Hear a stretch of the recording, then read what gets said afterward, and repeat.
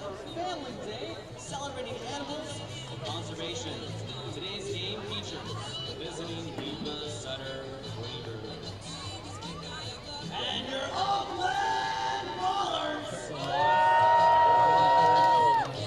Please note that I'm here the rules state that only players, coaches, umpires, those allowed access by Ballers Management must be on during the game. Fans, please refrain from walking, sitting, running, or playing through the dugouts, as this is strictly prohibited. For your safety, please be alert at all times when you're at Romani Park, as bats, balls, maybe even a player or two may fly into the stands at any time. Be alert, be safe, and notify staff members in case of a medical emergency. Please note there is no smoking allowed anywhere on the grounds at Romani Park. Any violation of such rules will be enforced to the fullest extent, including removal from the stadium. There are absolutely no food or beverage foods allowed, and all events at Romani Park having no re-entry policy. Please help us keep this ballpark a friendly, fun environment. We would like each and every experience to be a pleasant one, and please treat your fellow fans with respect and courtesy, so we may all enjoy Ballers Championship Baseball. And finally, fans assume all risk and danger incidental to today's event, including before, during, and after the game. This includes, but is not limited to, the danger of being injured by thrown bats or balls. Well, it's a beautiful sunny Sunday as we get ready for the final game of the first half. Yuba, Sutter, and Oakland as the Ballers look to complete a 3-game sweep over the Freebirds. And it's a good day for Freebirds to be in town because it's our zoo day. As you can see, these will be some of the stuffed animals we'll be throwing out during our Bart car toss. It won't be Bart cars today. It'll be these guys. Todd Peterson and Gareth Klock with you. Gareth, the Ballers have won back-to-back games in convincing fashion yesterday, in blowout fashion, in fact, yesterday. One last game today. We understand it's going to be a bullpen day, so a chance for some guys to get some rest. We'll see the lineup in a little bit. But for the pitching today, we know in Ramadi it gets a little bit smaller when it heats up, so a chance we want to see some good performances from a number of players. Yeah, definitely. And this is a time for guys to showcase their stuff. You're still in this bit of a period evaluation of, hey, who can contribute for the second half, who could develop into something for this second half run that will begin on Tuesday in Long Beach. But you just feel like the Ballers are hitting their stride at the right time, you hope. 4 wins in their last 5 games. The pitching is improved. The hitting has stayed consistent. The defense, for the most part, has been solid. And you just hope that what we've seen over the last 5 games or so on this homestand will continue into today and then when we go down to Long Beach. Well, they are 3 games into a winning streak. It ties their season high so far. So they'll look to get a 4th today with a sweep of the Freebirds. And the 8-ball did promise us a long winning streak in the second half, and we kind of put that around 6.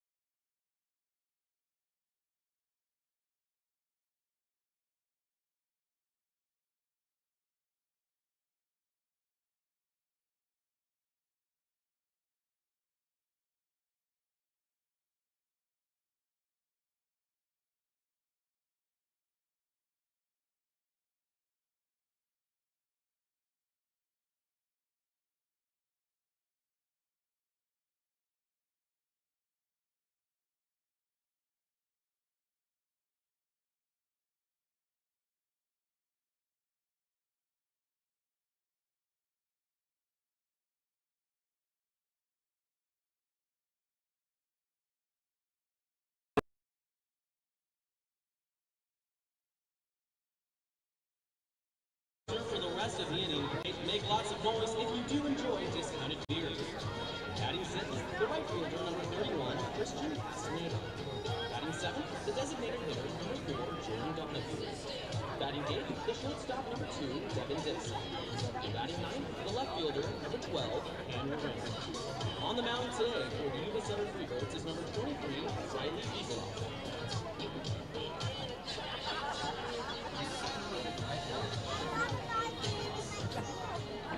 Ladies and gentlemen, here at Ramondi Park today, you are bearing witness to the greatest comeback story in the history of sports. Did you know they tried to take baseball away from us in Oakland, and the Oakland Ballers stood up and said, no! The fans came together. We have over 3,800 fan owners. There you get a look at Griffin Smith making his way down from the Oakland bullpen. He'll be today's starter as we look at our two pitchers brewing matchup. Griffin Smith and Riley Egloff, a former Grand Junction Jackalope who has pitched at this ballpark. For Griffin Smith, Gareth, he's coming off his best pitching performance as a professional. Yeah, the last two starts have been his best. He's filled up the strike zone, and on Wednesday against Modesto, 5 innings, 5 runs, 3 strikeouts. What you like about him is that he just finds a way to fill the strike zone, and then the start before that, he had a 6-inning performance in Long Beach, just 3 earned runs. Egloff, the Ballers have not seen this year, but he is a veteran. Frank Gonzalez brought him over from Grand Junction to Yuba Sutter, so he's definitely capable and he knows how to pitch at this level and at this ballpark. I did misspeak. He is coming off his second best start because that was a good start in Long Beach despite how that game turned out, which was a lopsided loss. That was not Smith's fault, however. Let's turn it over to Tarek Ansari with today's lineup. And now it's time to announce the starting lineup for your Oakland Ballers. Taking the field with the Ballers will be the players from Oakland Knowles Souls Orioles. Leading off, the center fielder, number 9, Isai Santos. Batting second, the catcher, number 18, Jaden Kalura. Batting third, the third baseman, number 15, Jake Allgaier. Batting fourth, the first baseman, number 16, Jeter Ibarra.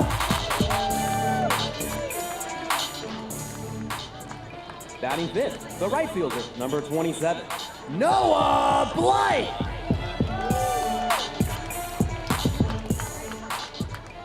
Batting sixth, the designated hitter, number 30, Paul Winland.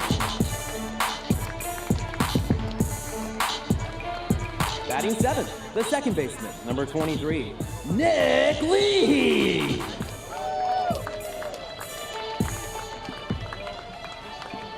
Batting eighth, the shortstop, number 8, Brendan O'Sullivan.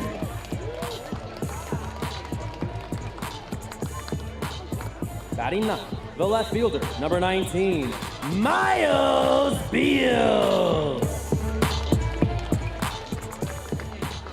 On the mound this afternoon for your Oakland Ballers is number 29, Griffin Smith.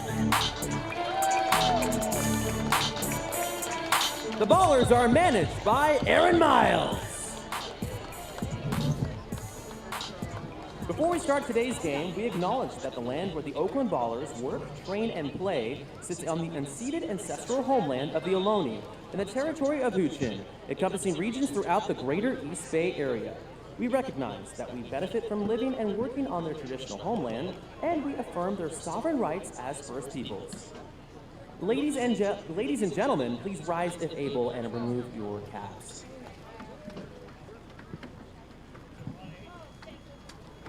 Performing the national anthem is local woman Claire Kelly.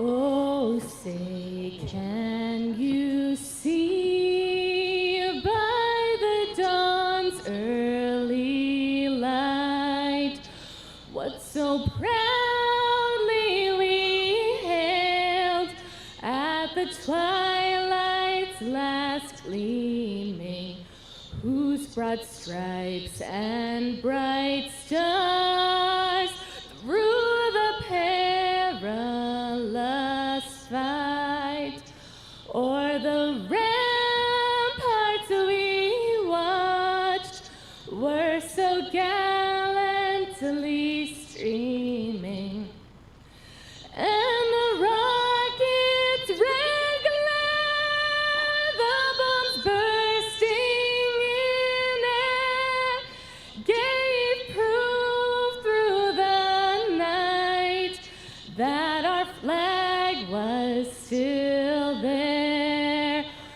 Oh, say does that star-spangled banner yet wave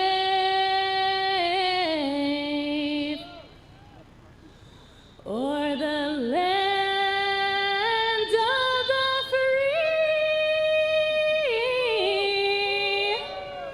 and the home of the brave.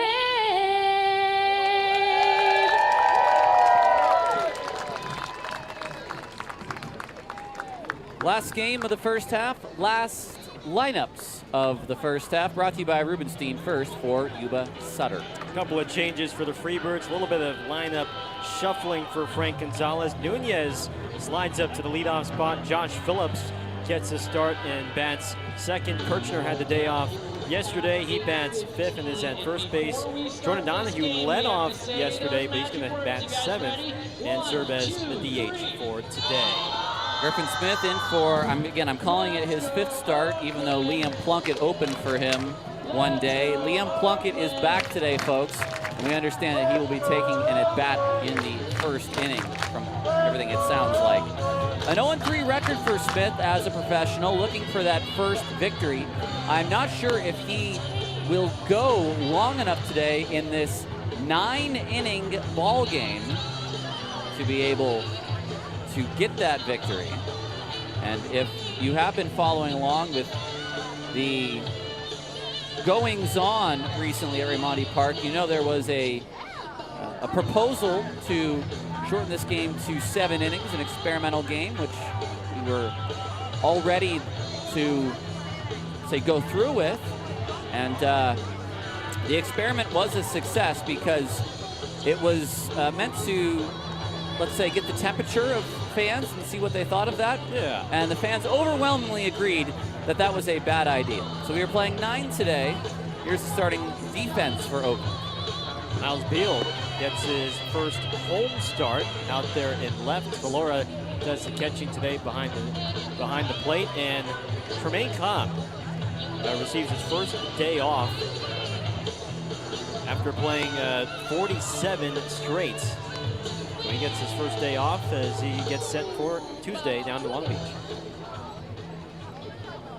Leading up for the game is the second baseman, number 6, Isaac Nunez. Here comes Isaac Nunez. It's going to be a real fun Sunday. It's Zoo Day, which is always a lot of fun. Our third Zoo Day, and Nick DeHasia from the Oakland Zoo will join us in the third inning, and he usually brings runs with him for the Ballers when he comes in the third. So we're expecting a rally in the third. The first pitch to Isaac Nunez is a strike. First pitch, 106.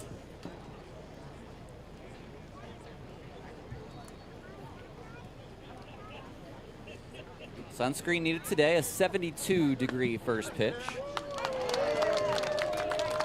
We got a challenge. The strike is being challenged by the batter. Oh, that is quick and After early. review, the call is a confirmed strike. And I know Nunez is just back in the league, but he was in the league last year. That is not a good challenge. And I don't get that on the second pitch of the game.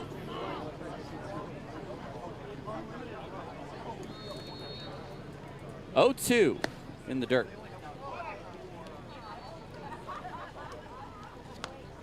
Nunez, his 6th game back in the Pioneer League for Frank Gonzalez.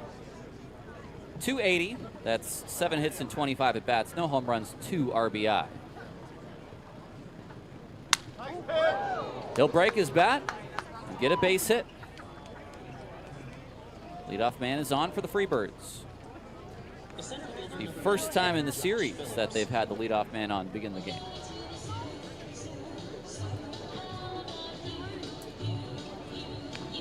Bring up Josh Phillips, who slides up to the 2 spot, got the night off yesterday.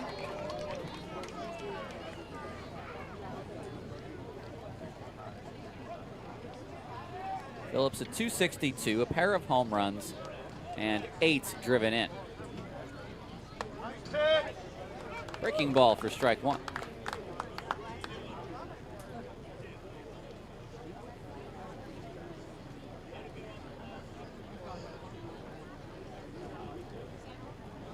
Nunez with a little dance at first base.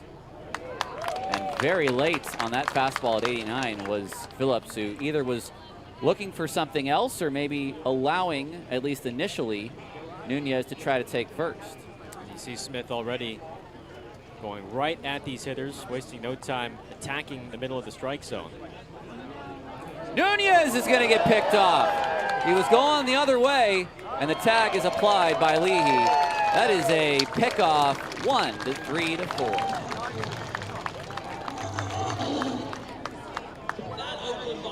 That's just an extra little hold by Smith, and when you jump into a lead, you're going to be caught out.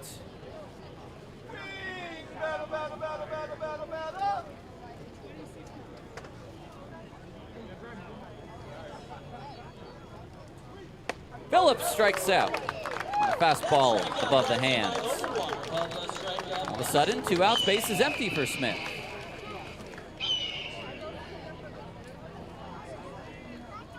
More of that. That was awesome, Emilio. Eagle noise, or actually, technically, I believe that is a hawk.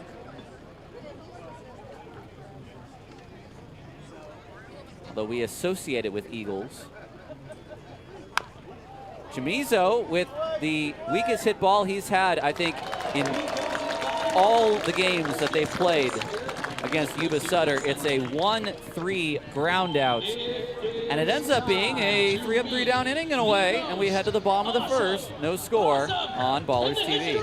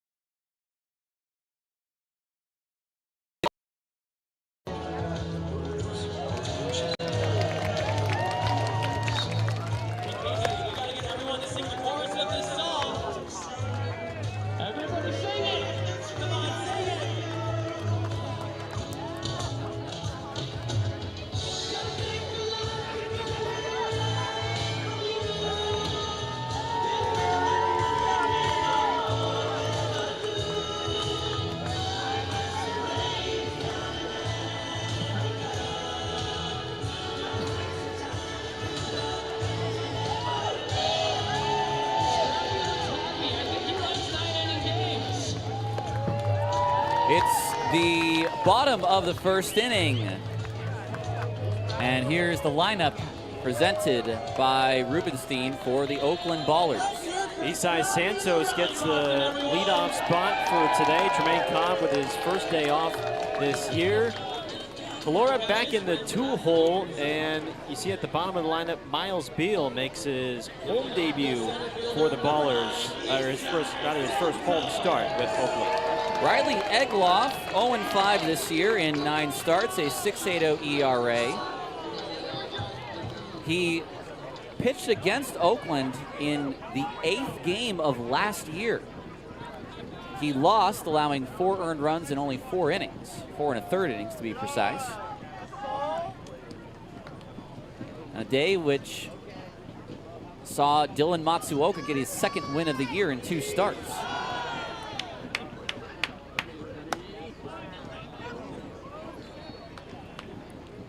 1-1 to Eastside Santos. 335 for Santos, 9 home runs and 34 driven in.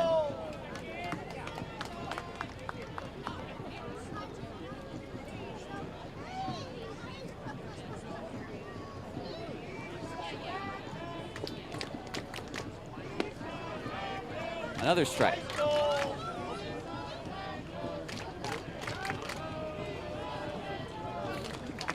Santos' 9th home run came on a ball that was right down the line, ruled a fair ball, and we could see on the replay that it was indeed a fair ball right down the line into Oakland's bullpen. But it was ruled a fair ball after it had been ruled a foul ball, which then saw the subsequent ejection of Frank Gonzalez, who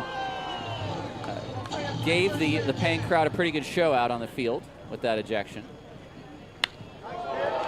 This is to center. It's pushing back Phillips, and right before the track, he makes the catch. It seemed like Eastside maybe got all of that baseball. Let's look at our Caltrans keys to the game for this final Sunday. Well, back-to-back games where Oakland has scored double digits, so I think the approach stays the same. Keep that approach in hunting your pitch. And number 2 for Griffin Smith on this warm day. As we've talked about before, Ramondi plays a little bit smaller in these warmer climates, so keep the ball in the lower half today against this Yuba team, searching for a win to get out of here back to Marysville. If the Ballers win today, they'll finish the first half at 22-26, which I feel like is a record you can be okay about, let's say. Certainly it's better than being 19-29, which could have been the other side of the coin if they had lost all 3 games. And again, their longest winning streak this year is only 3. So they've done that now twice. If they can win today, they'll push that to 4. We say 5 games or 6 games for a proper win streak? I think we put it at 6 for long. Fouled out of play.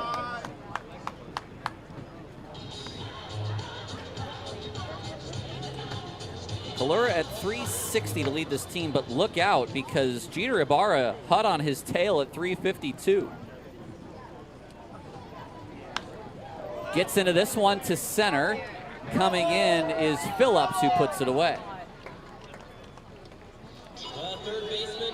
2 flyouts.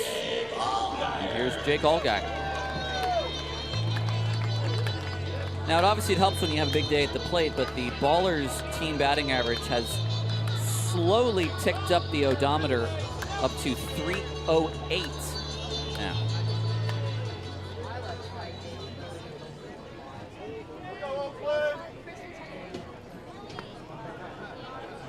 It's the first pitch strike at 82 from Egloff.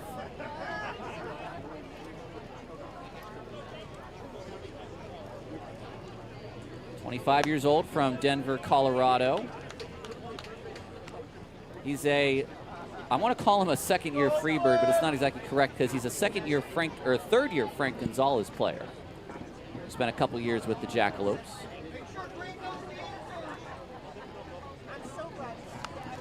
Fouled back. Christian Castaneda is a former Jackalope. Tristan Wolf. Diego Aragon as well. Well, if you have that many players following a coach to another team after the folding of another team, I mean, that shows you how much they respect Frank Gonzalez to want to play another season for him.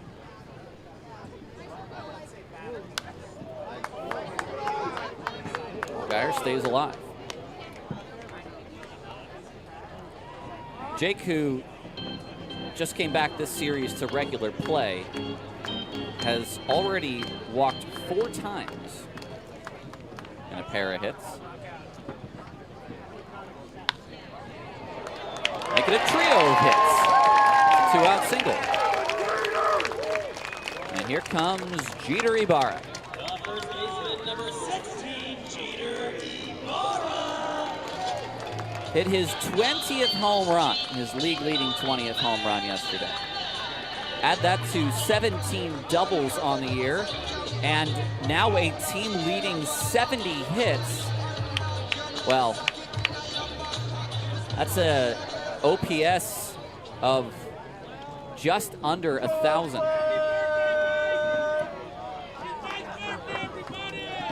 That's hit to left field. Make it 21.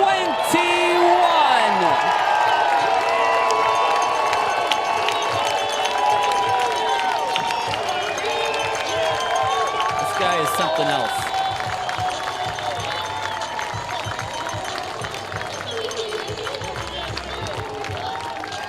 The 98th home run hit by the Ballers this season as part of our Sonic Internet home run tracker. And how about that to extend your team-leading hit streak to 14 consecutive games? At some point, someone will pick him up. This is not the day to get picked up considering it's the Major League Baseball draft. But I think before the end of the year is up, someone is going to get smart and bring Jeter Ibarra into their organization. Noah Blythe, who is draft eligible.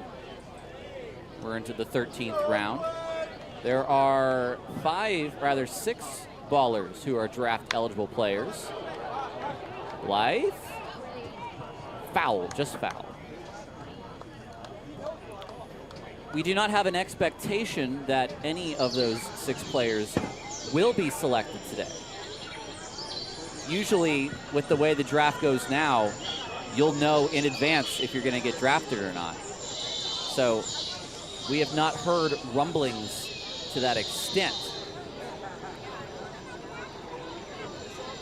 But you never know. Someone goes off the board. Yeah. Who's the next man up?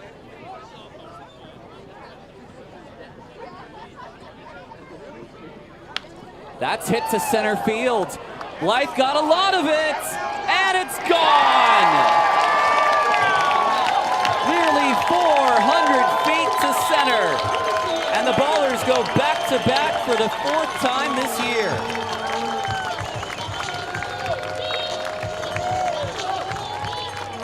Blythe's 8th. Team's 99th.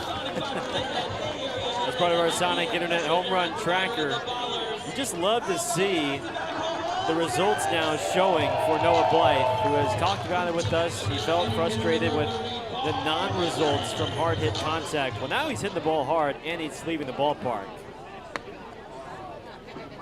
You think this guy wants to hit a home run now? I would think so.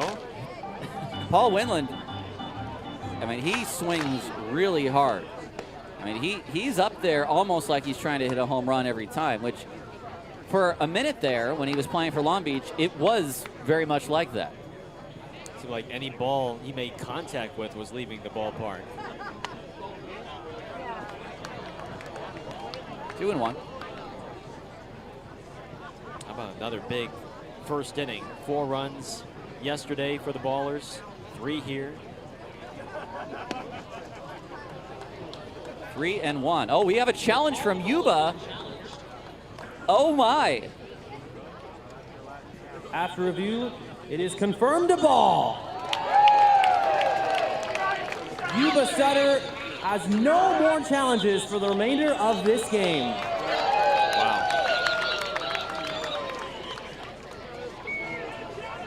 So 2 tries and 2 unsuccessful challenges. Winland will ground this to Nunez, who makes the play, and that's going to be the inning. 3 runs with 2 outs. Jake Allgaier begins a rally that ends with a home run by Ibarra and Noah Blythe. So it is 3-0 Oakland after 1 on Ballers TV.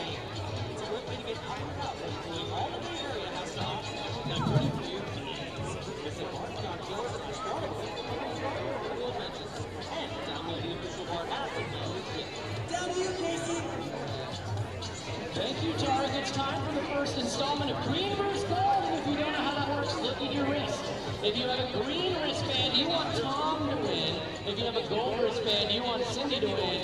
And Isabella from the zoo is going to take blue, and nobody has a blue wristband, so we're going to be rooting for Tom and Cindy. Let's go! It's time for the public transportation race! And green has jumped out to a big lead early. Let's hear it, Tom. Green, team green, team green. Blue's up in the lead now here, but gold is charging, Cindy. Gold is charging. All right, gold is still in front. Green is charging. Blue is lingering. Green is moving down the stretch. They come, and the winner is gold.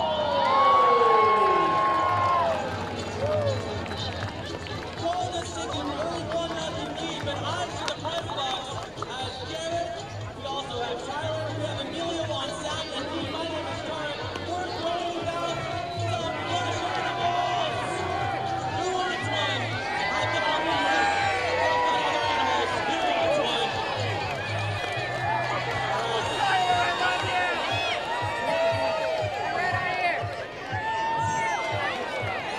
Shout out to the Oakland Zoo and these amazing zoo animals. We love you all. More animals coming up later in this game. Stay tuned.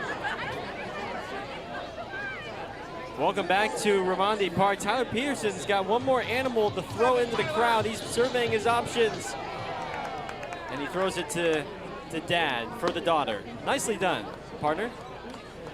We that was one of the more fun ones we've Yes. done all year. So we've got I think we got a brother and sister who got the otter and the mountain lion. So they'll have a lot of fun with those. See, I gave a bear to this young one wearing a safari hat. He's loving that bear, dude. No, he is. I don't think he's gonna want to give that up.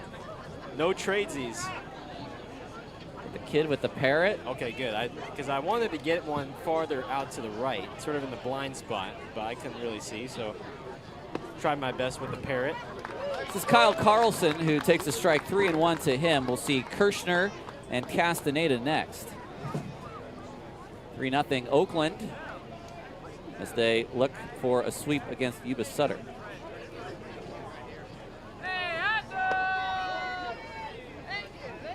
Carlson will take the walk. Andrew Kirshner, who we got to see face his old teammate, Brock Mayer. That was some fun. Each of them got each other once, a strikeout and a hit base hit. Yep. 333 for Kirshner in 10 games, 5 home runs and already 20 RBI. He did have a little bit of a rough game 2 nights ago with a pair of errors. The bat is very much real, and we've only seen him for 2 games. Yeah, we've only seen him for 2 games, but I wouldn't be surprised if Mayer and Kirchner renew their rivalry today. Ah, yes. Down the line, fair, just barely fair. Beal fires the ball in. It'll be a double. Well, there's that bat you were just talking about. On a fastball off the outside that he just flicks down the line. Stays just inside chalk. Yuba Sutter looking for the answer here.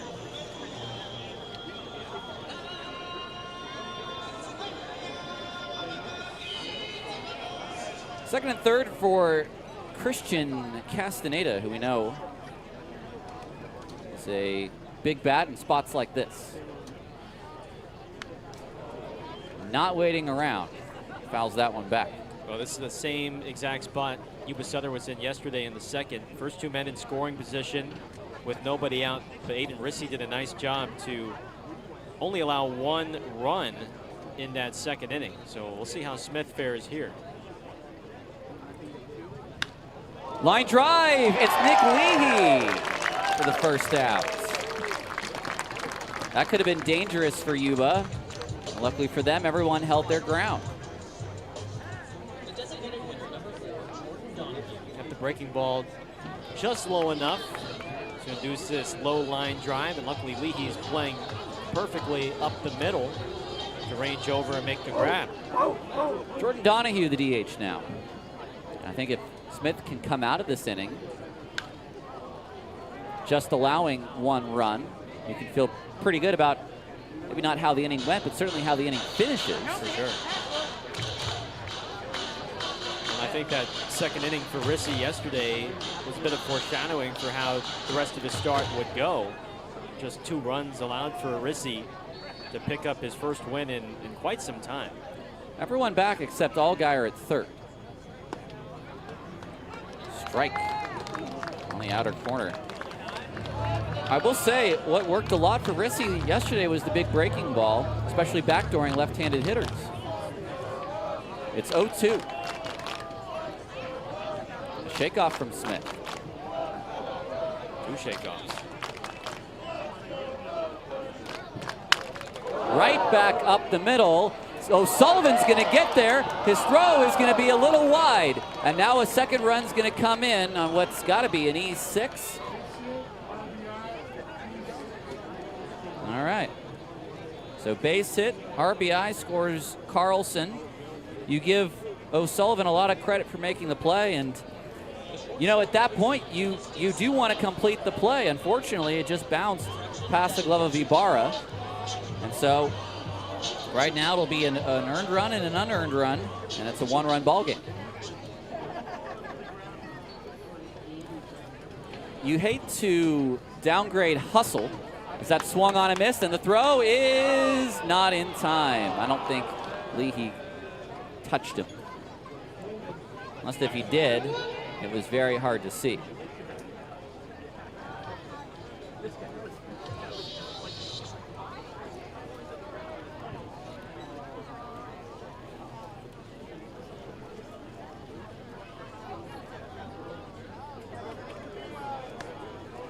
Off the glove of Kalura, and that's going to be a pass ball. Yeah. All right, well, this inning is now starting to really unravel here. An error in the field, and it's an error per se. De jure behind the plates. And that's an RBI single. We're tied.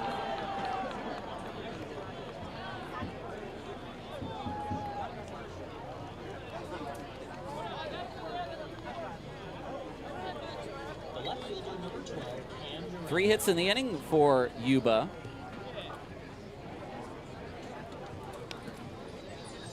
We're all square.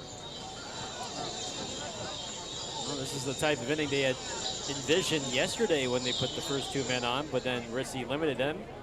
But here they take advantage of a couple free bases. Foul back. Uran started yesterday in the 9th spot.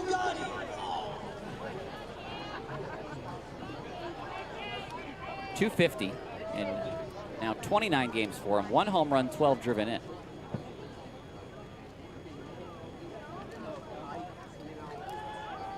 Back to the bag is Dixon. Definitely worth keeping an eye on him with his 15 steals.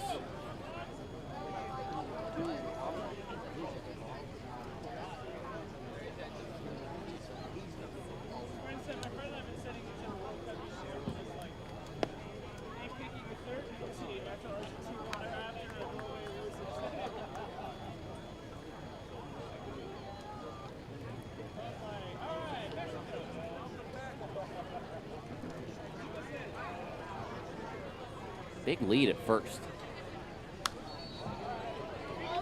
Dixon's getting his, let's call it the trailing foot on the base path all the way out to the cutout. Each lead seems to be just a bit bigger than the previous one. I'd be surprised to see him take off here.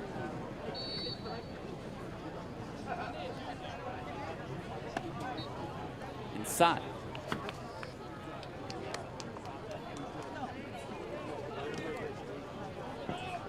I don't know if you run on a 2-2 count, but if this is a ball, I think you're going to see Dixon go on 3-2.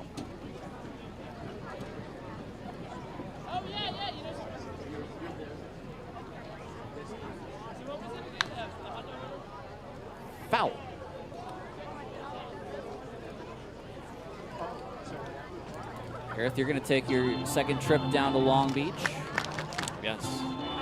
tomorrow, early in the morning.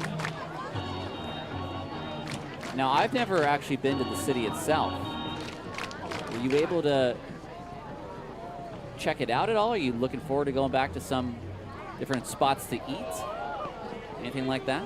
Yeah, I didn't get a ton of time to explore the city, but you know, between 3 more trips in the second half, we'll definitely pay some visits to the beach and the downtown a little bit more. I think we have some family and friends along the way to visit, so we'll knock out everything. Another foul ball by Uran. I do want to take a nice walk along the beach. Apparently, some of the guys were doing that before the game. It's a nice morning stroll. There's a couple guys I would pick out as beach strollers. Yeah.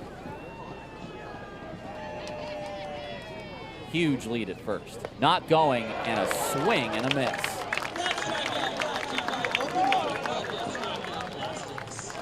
Two Ks for Smith.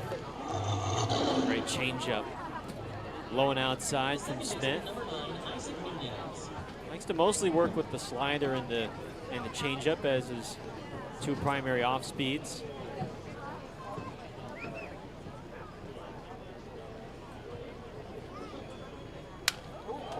Nunez off the end of the bat.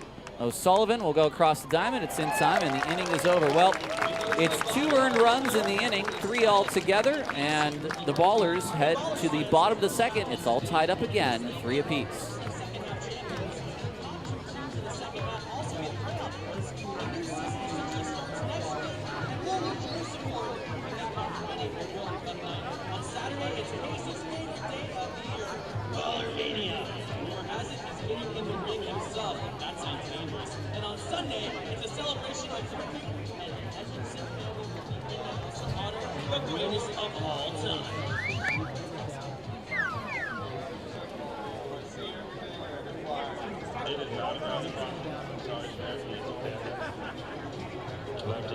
I think I most relate to a running back because I love just living through life and enjoying the scenery. I'm sick of being outdoors. I like scouting. It's pretty good. A honey bag is good. I try to be the toughest guy. I'll say slow, only because people think I'm pretty slow and I think like I'm a little real slow, so probably They just be chilling. I would say what I relate to is a dolphin, only because I love being in the ocean. I love swimming. I like being in the waves and enjoying the beach, so I'd say dolphin.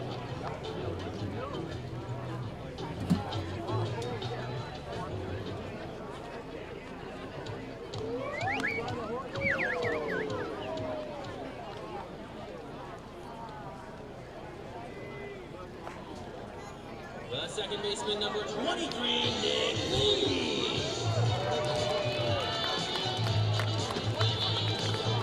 Heffernan Insurance Brokers has been helping people make smart decisions since day 1, offering business insurance, personal home and auto, employee benefits, and retirement and wealth management. Make a smart decision for your business or family today. Visit Heffernan Insurance Brokers online at hefins.com. Nick Leahy takes strike 1. Tyler Peterson and Gareth Kwok with you. Welcome back to Raimondi Park. A couple of 3 spots early on for these 2 teams.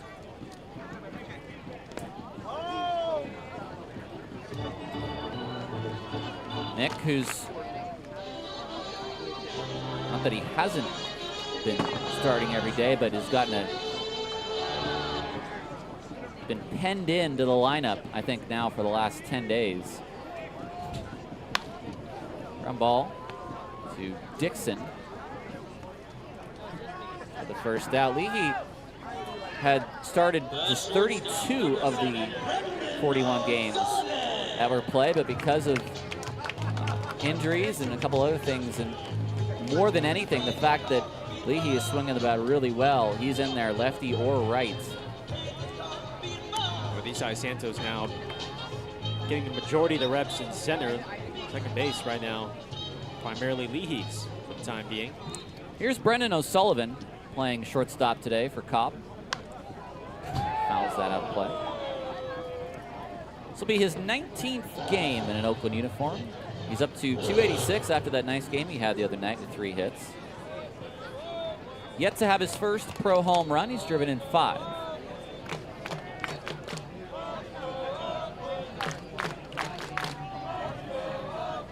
Whoa. It had some pretty good 2-seam matching coming back toward the noggin.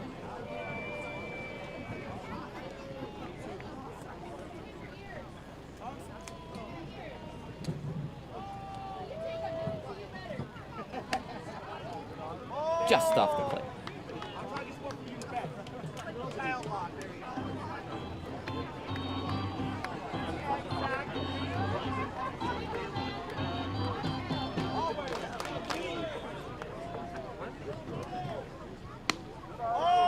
Three and 1 to Brendan O'Sullivan.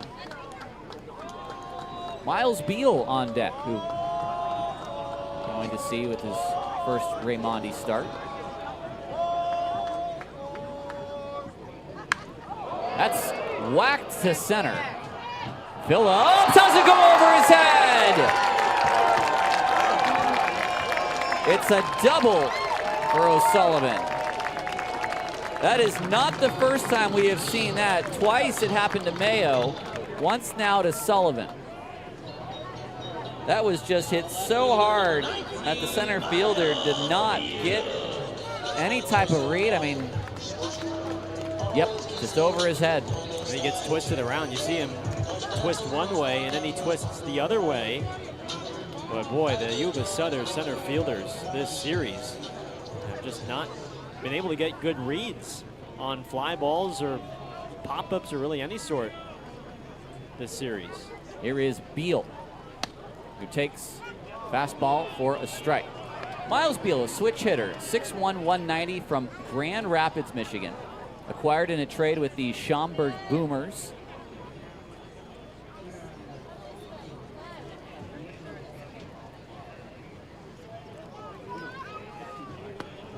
Been used sparingly so far with Oakland. This is his 6th game, only his 3rd start.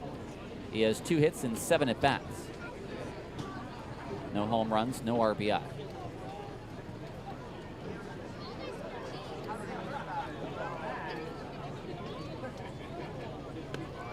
Breaking ball low. Conversation between Chamizo and... Is that a cross-up? I don't know if it's a cross-up or whether Chamizo... Because I saw, did you see Egloff kind of maybe flash a little look to second base? Maybe they're going to switch up their sign. Maybe. I just thought Chamizo caught that a little bit awkwardly. It was definitely a little awkward. And it was a pretty good spot right at the knees. That was not called by Alan Walker.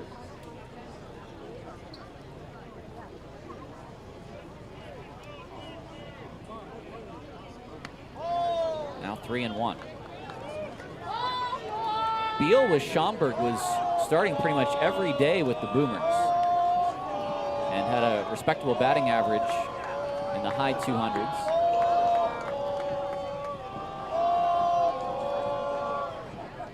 Three-1 is down the line, foul.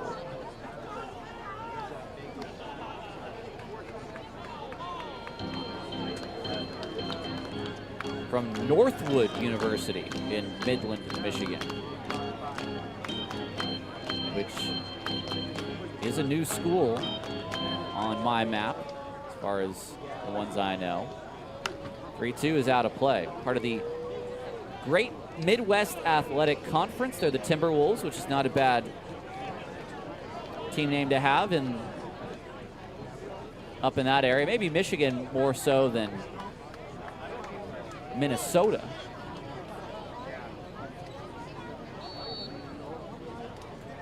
Three-two. Beal hooks that, foul. Tell me if you've heard of any of these schools. I think I've heard of 2. So there's Ashland. No. Okay. Northwood. No. Hillsdale. No. I think I have heard of Hillsdale. Hillsdale Chargers. Findlay. No. Ohio Dominican. Yes. Really? Tiffin. I've heard of Tiffin. I'm not. Lake Erie. Lake Erie I've heard Lake of. Erie Community College? Lake Erie Storm. No. Kentucky Wesleyan. Walsh, I feel like I've heard of. Strike 3 called on Beal. Takes a fastball at 90. We'll have to do a Division II quiz at the end of this year because holy smokes, I think I've learned a dozen new Division II schools, probably more. I think I'm underselling it. 20 probably Division II schools since I've taken this job. There's a couple more. Cedarville, Malone, which I believe I've heard of, and Thomas More. Thomas More, predictably the Saints. Santos, man at second, 2 away.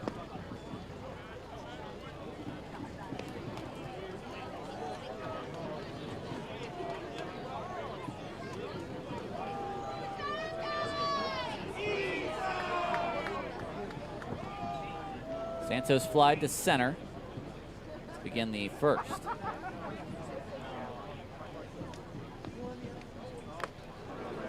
Fouled into the catcher's glove, 1-1.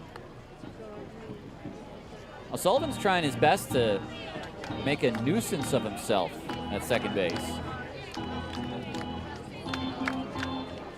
They're kind of dancing, right? Try to draw the eye of Egloff.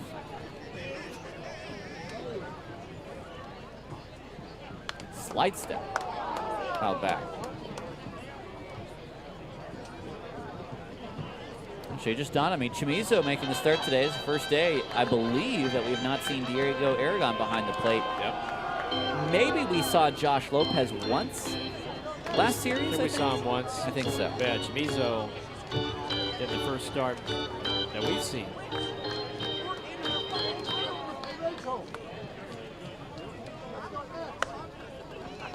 Two and two.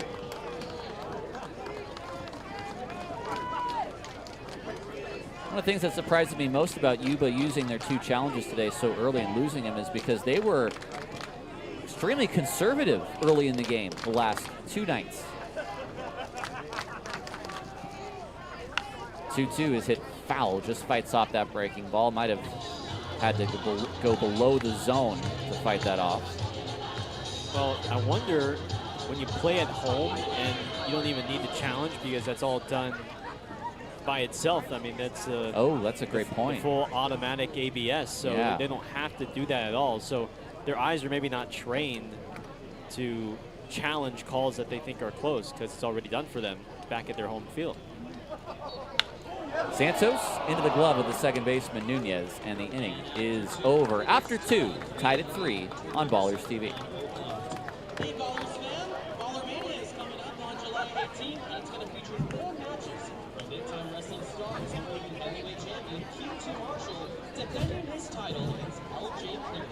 The battle will begin at 2:30 p.m. in Scrappy Town, and Casey might be involved. You don't want to miss it. Down to you, Casey.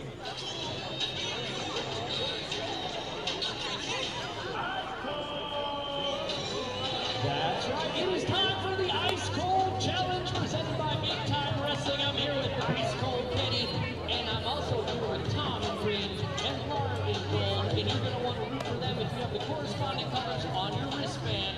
First, Kenny, give us an example of how this works. You pick up the bucket and then you say, what? Ice Cold! All right, we're going to go with Laura first. You're going to pick it up and then you're going to yell Ice Cold.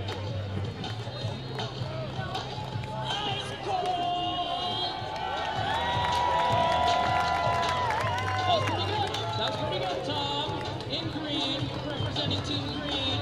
Let's see what you got. Ice cold. All right. It's going to be up to Kenny. Kenny, I think I know where you're going with this, but who did you think won this game? There you go.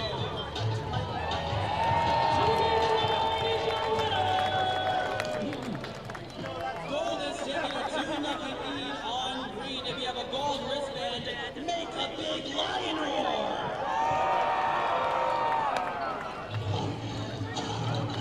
Oh my God, a real lion is here. I'm just kidding. Tied at 3 as we play the top of inning 3. It's time now for our celebrity third inning, and we're very happy to have back for a third season Nick DeHasia CEO of the Oakland Zoo. Welcome back to our little booth here. It is fantastic to be back here at the Zoo Day for the Ballers.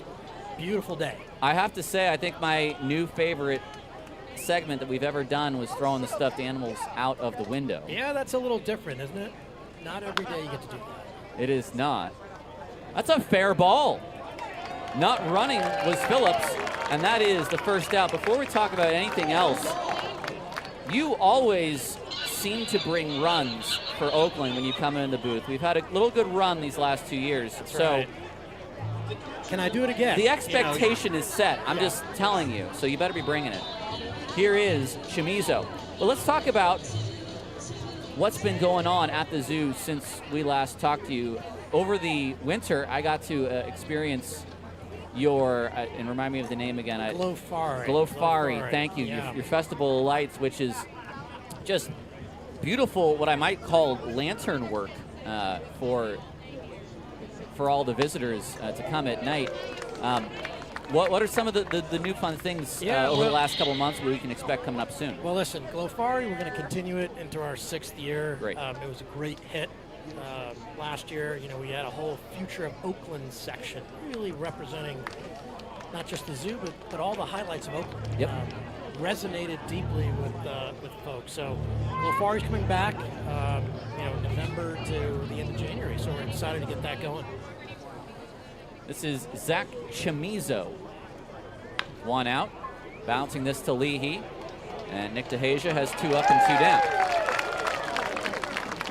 So, besides Glowfari, animals, right? Yes. Obviously, we're about animals. I don't know if folks just heard, we rescued 5 tigers from a facility where they shouldn't have been. Wow. Mistreated, malnourished, the exotic, unfortunate. Exotic industry, if you might say. Well, exotic industry and shouldn't exist. And Yes. so we had an opportunity working with some important accredited sanctuaries to give these tigers a better home.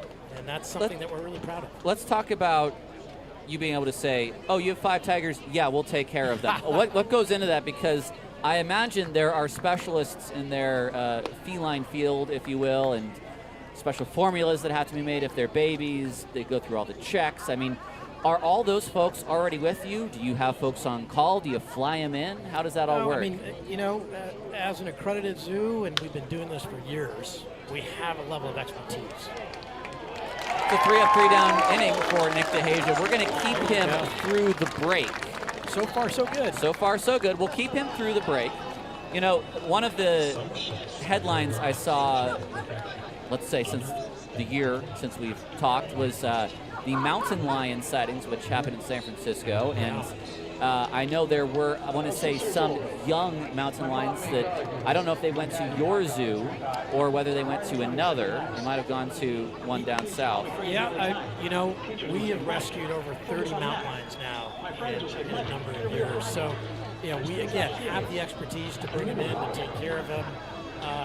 But like tigers in a different sense, we're all about doing the right thing for animals. Yes. Whether it's the animals we have or the animals that unfortunately need a level of rescue and care.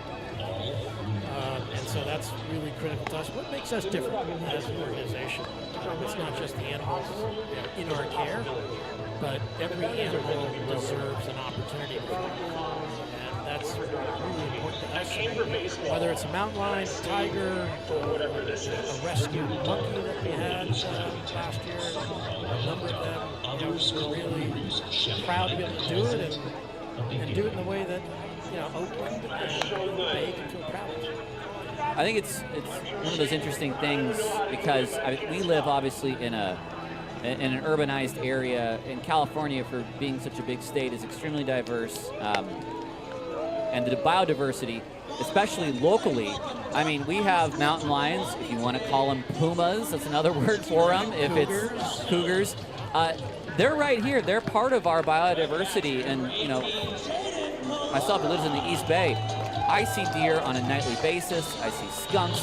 We see the possums, of course, which are, of course, a hit here. But it just sort of, gives you a chance to appreciate that we are very close to nature where we live.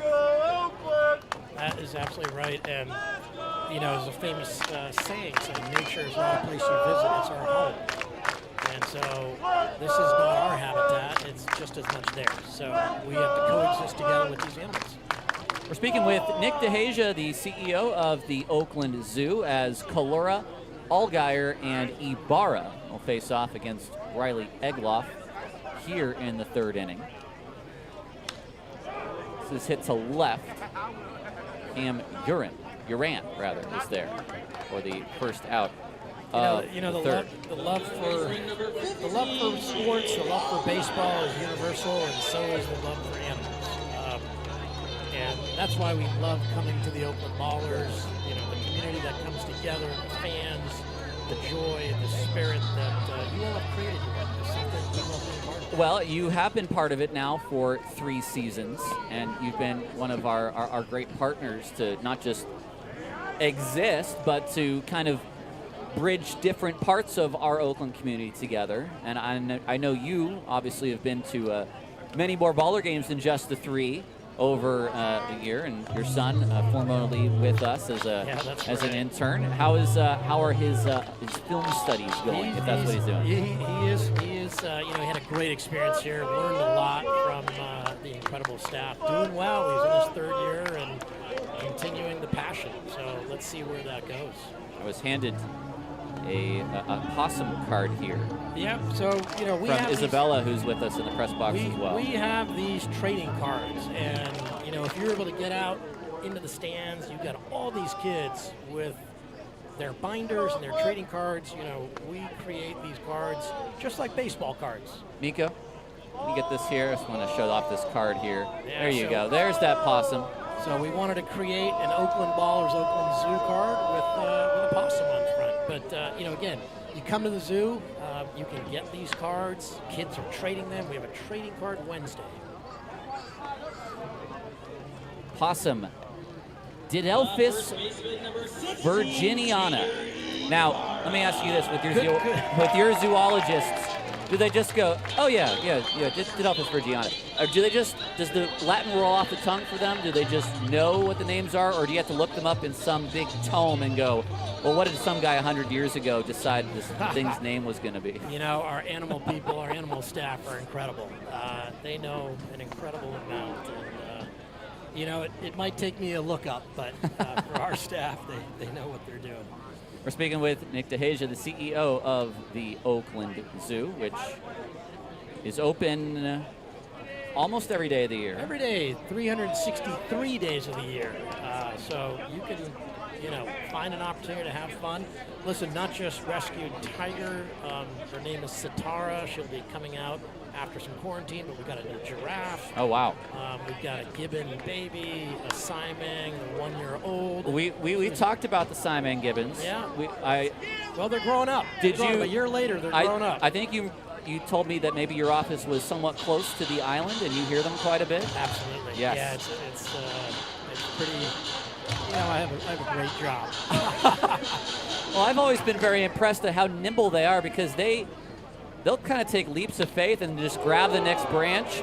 Ibarra, high and deep. There we go. Nick. Oh, it stayed in.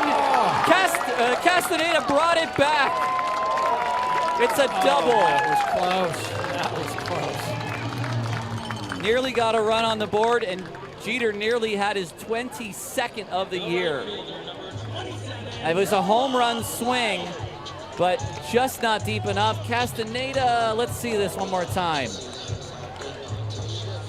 Oh, that would have been a home run. And he might just be more upset that he didn't catch it than anything else. Jeter, who had a double and a home run yesterday in 2 at-bats, has the same here in reverse.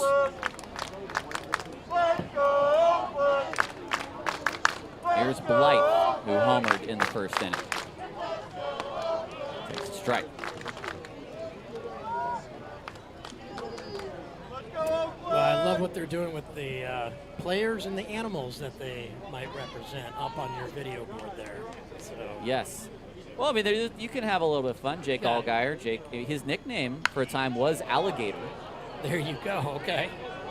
Popped up Into right, Castaneda puts it away. Well, All right. Nick, you're a net 0 today, which I think we'll take as a draw. But thank you so much for staying up here with us another year. We appreciate the Zoo's partnership with us. And let's do it again next year. Yeah, Tyler, thank you. And again, thanks to the Ballers, the organization. You do so much for this community and for the Zoo, and it's great to be a fan. And now I'm a season ticket holder as well. All right, perfect.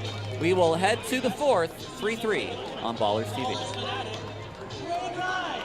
Thanks for coming out to celebrate with us. We've got one more, and for that we go down to Emmy Award-winning Casey Platts.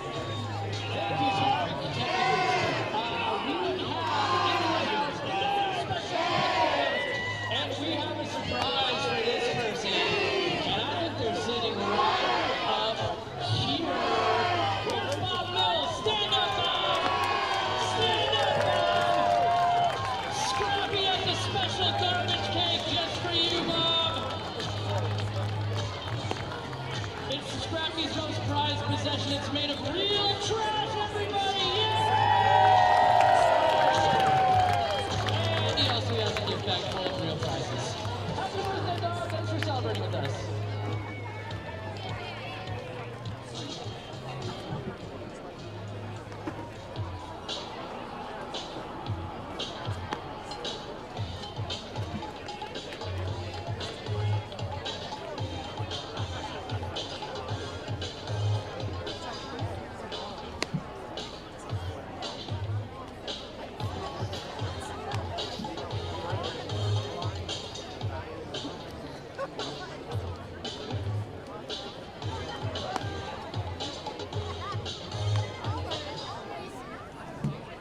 The first baseman, number 18, Andrew Kirschner, who is our beer batter. If he strikes out, $5 beer coach repels for the rest of the inning. So, folks, it's time to make some noise. 4th inning here from Ramondi Park. Final game of the first half for your defending champion Oakland Ballers. First pitch to Kirchner is lifted deep to left field, and the Freebirds have taken the lead. The rookie Kirchner has his 6th homer of the year, and the Freebirds now lead 4-3. Just his 11th game with Yuba Sutter after completing his college career at Cal State Fullerton, and he now has 6 home runs in 11 games. That's a ball. It's right at the top of the zone for him, and all he has to do is turn on that one, and he sends it 370 feet over that bus. Is that their bus? Or I think that is their bus. It's in a bad spot, honestly. They're playing with fire this afternoon. Must have good insurance. I believe those are our good friends over at Lux Bus as well. It looks like a Lux bus. Cole Chalk, who's our rep over there, has worked with us for a couple of years. They've been good partners of Oakland as well. Very comfortable buses. Gareth can testify. And I can testify. We'll be getting a nice rest tomorrow on the bus ride. 1-2 on Castaneda. Rounded to short. That's a good backhand scoop from O'Sullivan. 1 away.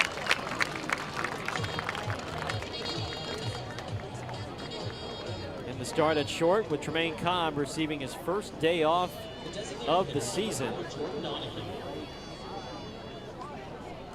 1 out for Jordan Donahue.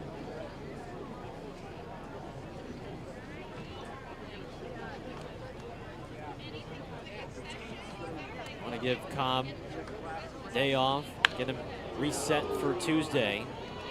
Donahue belts this one to deep right center, and that's the 2nd homer of the inning. Donahue hits his 7th. And the Freebirds are flexing their muscle against Griffin Smith in the 4th. That's now a 5-3 lead.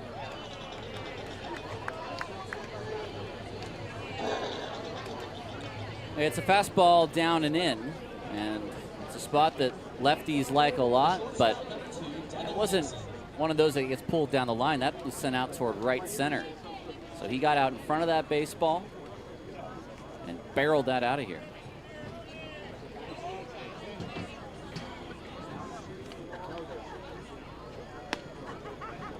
This is Devin Dixon, who takes a strike.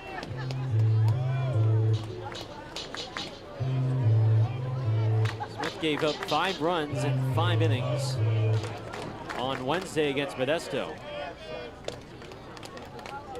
Hoping to hold the damage here against his Yuba lineup. And is hoping to salvage the series finale before they begin the second half in Modesto, or I believe at home. And a little blooper from Dixon drops in. He's 2 for 2. Freebirds continuing to threaten here with their bottom of the lineup. And here comes Aaron Miles. Well, that'll be it for Smith. Well, we sort of expected it to be a shorter start for Smith, given that he threw on Wednesday and he's pitching today on short rest. Pitches into the 4th, towards only 1 out. And it'll be up to the bullpen to carry them through the finish line in this final game of the first half. It's called to the bullpen for Oakland here in the 4th. Ballers now down by 2.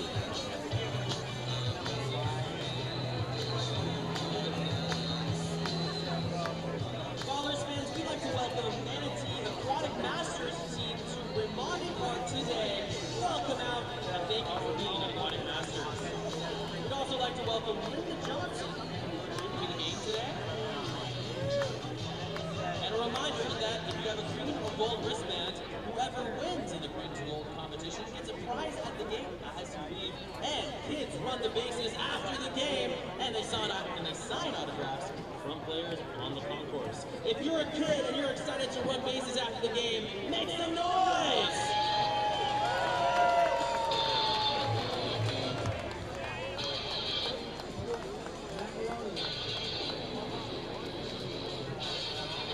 Now pitching for the Oakland Ballers, number 28, Matthew Maloney! His pitching change brought to you by Park. And now it's time for the cap shuffle! Eyes to the video board. Put your prescription glasses on. Put those contacts in.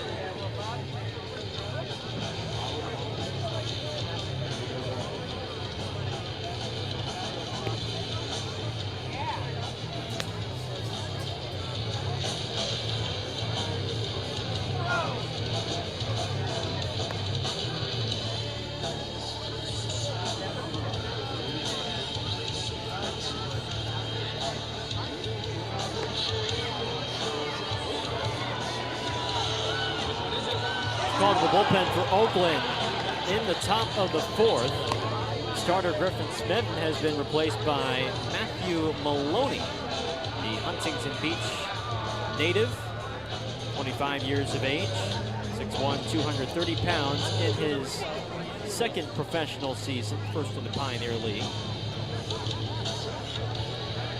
Cam Uran, the 9-hitter, will face Maloney first. Freebirds have scored 2 runs on 3 hits on a pair of solo homers. 5-3 Freebirds our score.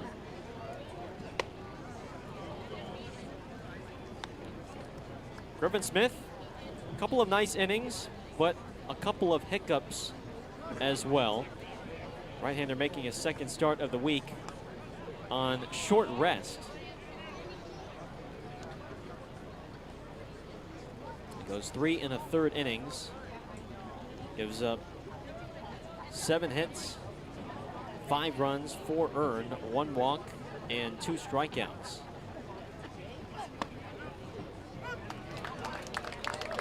One and one.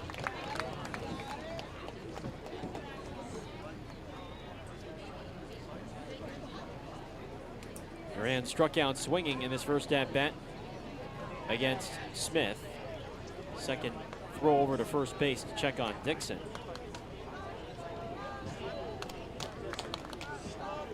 Well, do you call a pitch out here? Dixon's thinking about it.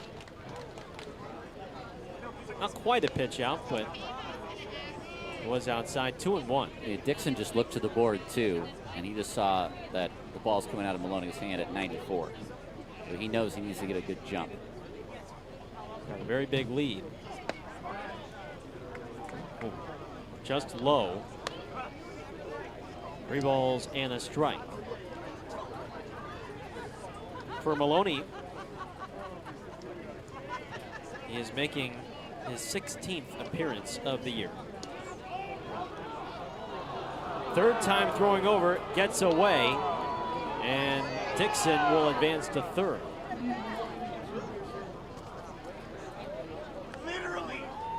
Well, either way, Dixon was going to get to second after that throw. It's just now that he's got all the way around to third. Well, now Maloney doesn't have to worry about him anymore, maybe. You just go for the strikeout of Duran. Infield will come in now.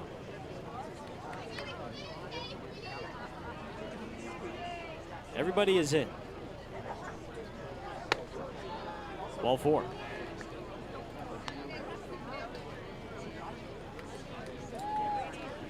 Good strikeout numbers for Maloney. 19 strikeouts, 14 in the third innings. He has walked 12. He last threw on Wednesday against Modesto. Pitched a scoreless inning with 2 strikeouts.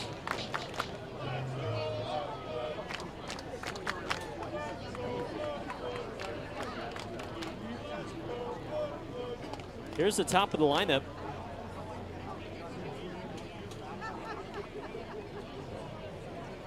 Isaac Nunez is 1 for 2.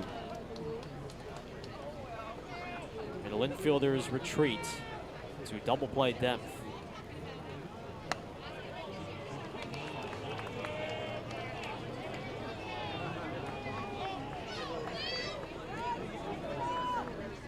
Nunez playing just his 6th game with the Freebirds since joining the team. Popped up out of play, 1-1. 26-year-old from Southeastern NAIA school in Lakeland, Florida. Rejoins Frank Gonzalez after he played for him in Grand Junction last year. Runner goes from first, and it's tapped foul. Nunez just could not lay off that curveball, and listen, you're protecting, but it was out of the zone, and your man had a great jump. So it's a tough spot as a hitter to try to force yourself to not swing at that pitch. Freebirds have scored 2 in this 4th inning. Hunting for more, now against the Ballers bullpen. Oh, just caught it off the end. Maloney has leaned more and more on his off-speed pitches as the season has progressed. It's mostly a fastball slider guy. Now has implemented a curveball and changeup. And wow, how did Nunez saw that off?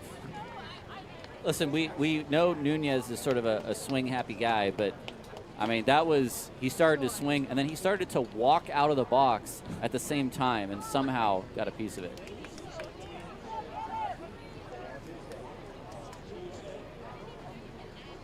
Dixon's at third, Duran at first. Runner goes from first. Outside, a fake from Calora. Duran gets the steal.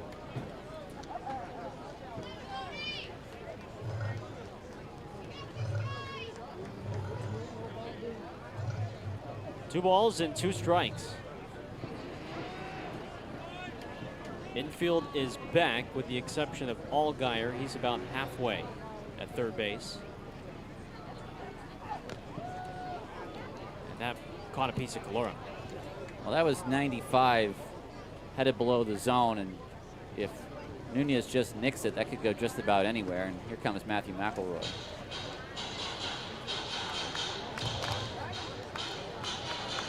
Calora was in left field yesterday for just the second time this season. Matthew, our trainer, is going to take a look at Calora's arm, forearm there.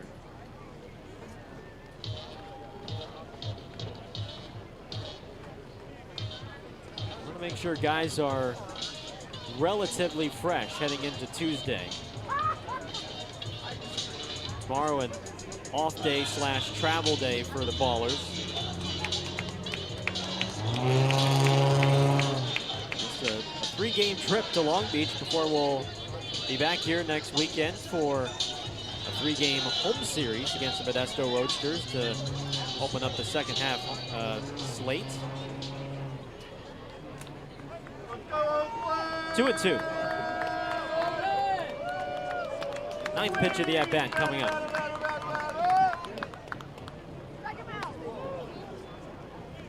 And Nunez has worked it full.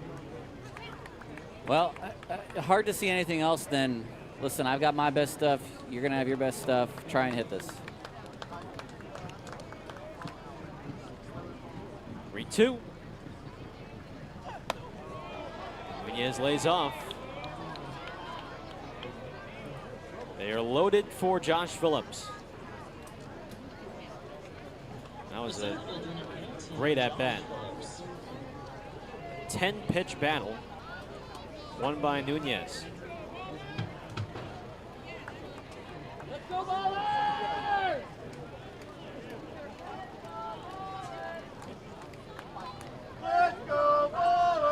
Yuba Sutter could put up a big number here.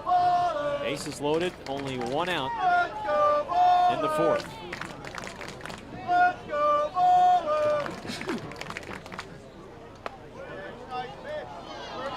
A little bit high for Alan Walker's liking, 1-0. Nice pitch. Keep it up, kid. Go Oakland!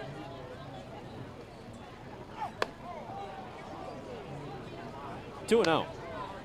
Now Maloney has to come in with a strike here. Phillips did not start yesterday. Back in the starting lineup today. There's a challenge fastball at 94. 2-1. Oh no, my Lamborghini! Phillips is a rookie out of Chapman. He's Chapman's all-time home run leader. 95. Right by him, 2-2. 35 career homers in 4 seasons for Chapman. A couple of SoCal natives squaring off here.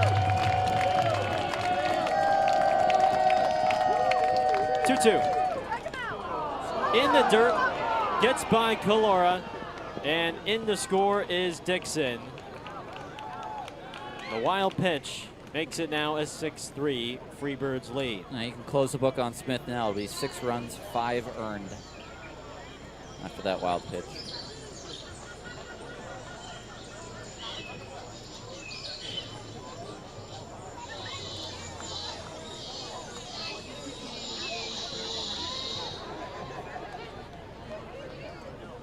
Infield now comes back in.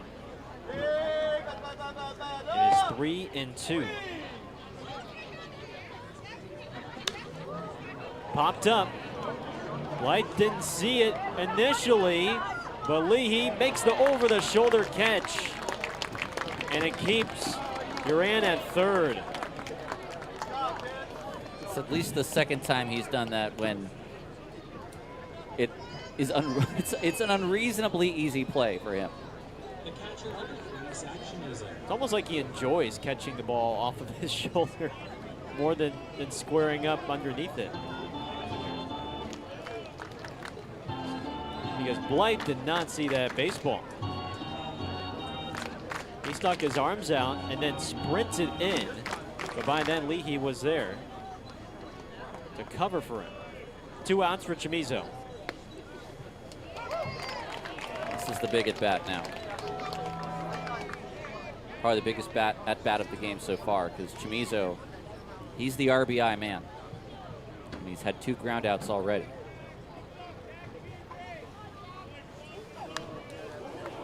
One, 2. 46 runs batted in, which leads the Freebirds. Second-year man out of San Jose State. He's from Lincoln, up by the Sacramento area. 2 strikes, 2 outs. Easy take, 1 and 2.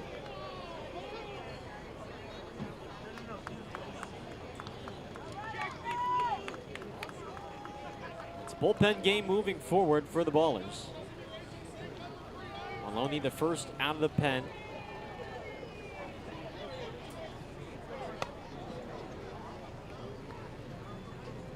Two and 2.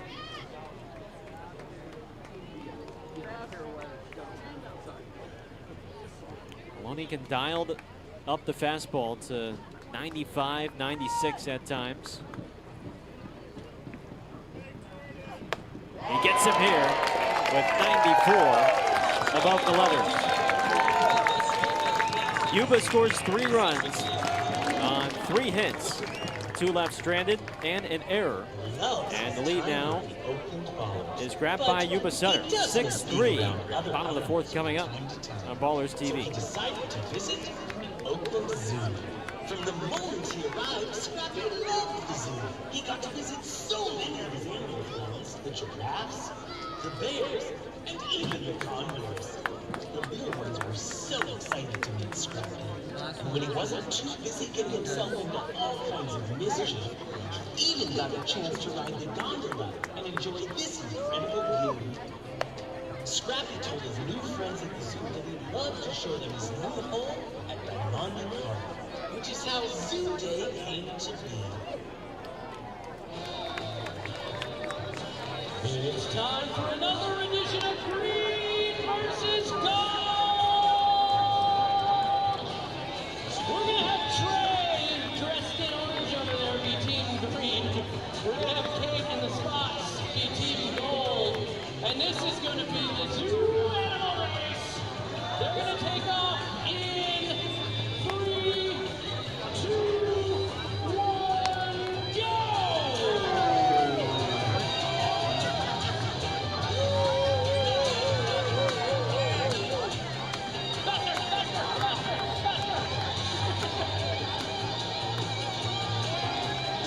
That's a win for Gold, the birthday boy. Goes down on his birthday. Gold is now up 3-0. And if you enjoyed that zoo race, it's time for a guest PA announcer introducing Oakland Zoo CEO Nick DeHasia. Home half of the 4th, Ballers now trail for the first time today. A 6-3 Freebirds lead. Paul Windland, Nick Leahy, and Brendan O'Sullivan to face Riley Egloff first. Now batting, designated hitter number 30, Paul. It's 1 ball and no strikes.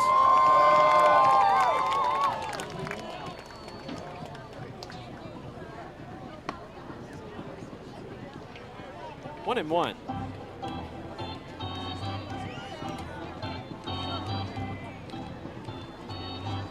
Quinlan bounced out to second in his first at-bat. 1 and 2. Well, Windland will head back down to Long Beach, face his former club once again, beginning on Tuesday. He had a good series against his former team last time we were there. On the ground, the second for Isaac Nunez. And there's one away. Now batting, second baseman, number 23, Nick Lee. Here's Nick Leahy. Timeout for our Columbia Bank. Take it to the bank. Tyler, I'm on the bar after the game yesterday, heading into the city. And Yes. for those out there with their backpacks,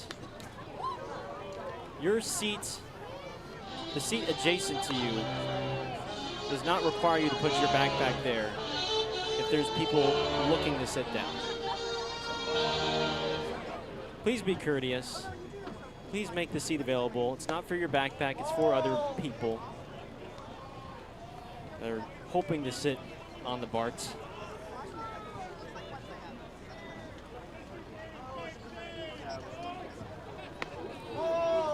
I have been told that if you don't want someone to sit next to you on a plane or a train, you don't put your backpack there. What you do is you look at the person and pat the seat. Right. Then no one will sit next to you. Right. That's the way to avoid anyone from sitting next to you. It is just That foul. is barely foul. I mean, that could have been fair. Well, I was surprised with how, it wasn't like jam-packed yesterday, but, there's people standing in the aisle, and there's people oblivious people just with their backpack to the next to them, and they're just on the phone, minding their own business. And, hey, I mean, I did sit down for much of yesterday in this seat, but I did want to sit down on the BART ride over into the city.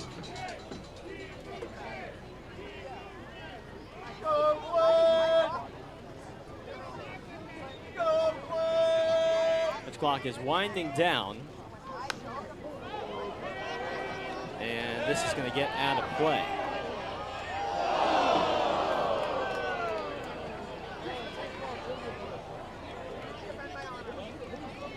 Count remains 2-2.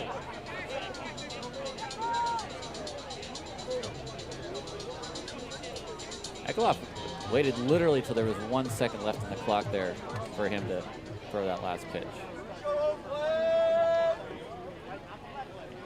I think Langston did that the other day. Late in the game. He deliberately waited until the final second of the pitch clock, which was a good 8 or 9 seconds. Drilled to left. Where will this land?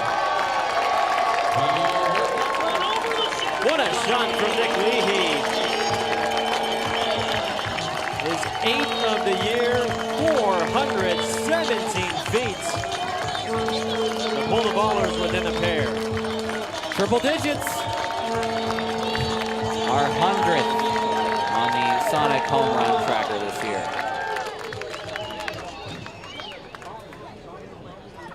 That might be the furthest one he's hit this season.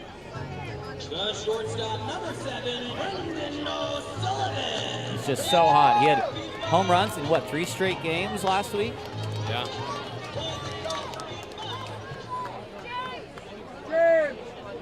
Now Brendan O'Sullivan, the baller's down by a pair. Pops it up for Nunez. And there's 2 gone.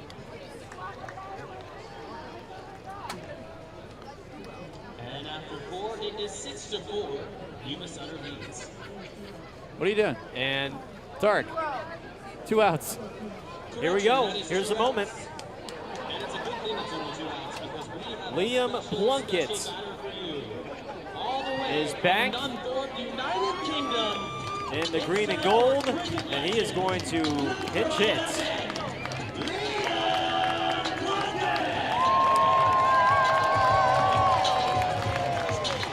Well, the Ballers will get an extra designated pinch hitter here. Although I don't know if Plunkett might just take an inning in left. Who knows? He did strike out a batter already. Here we go.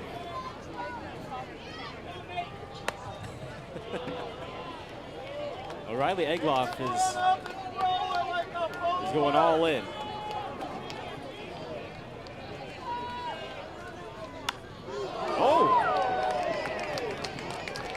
This is, by the way, remember, a World Cup winning athlete. This is an athlete who is at the top of his sport.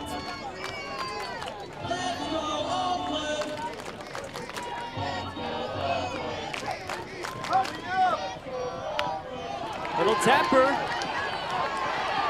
Is he going to run it out? Dixon throws him out. He grounds out in his first professional at-bats. He's hungry for another. Ballers get one on the homer from Leahy. It's now 6-4. Freebirds. Since it's Zoo Day, you know it's time for a little zoo trivia. And here, we love possums, right? So let's get a little possum trivia up on the screen, and let's see if Jack here can get it right, because he has a pass to the zoo on the line and a Stuffy on the line. So Jack, a baby possum is called a pup, a cat, a kitten, or a joey. What do you think the answer is, Jack?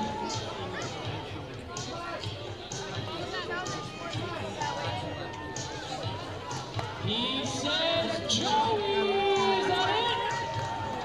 Jack says Joey. He is right. And you get a pass to the Oakland Zoo. And you also get a little kangaroo. Kangaroo babies are also called Joeys, right, Jack? All right. Let's go, Oakland. Let's go, Oakland. Let's go, Oakland.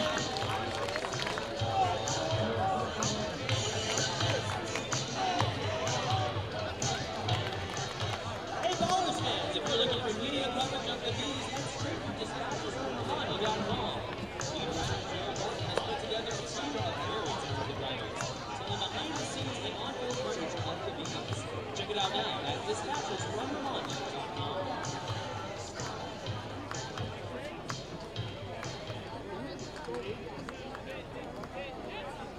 The third baseman, number 14, Kyle Carlson.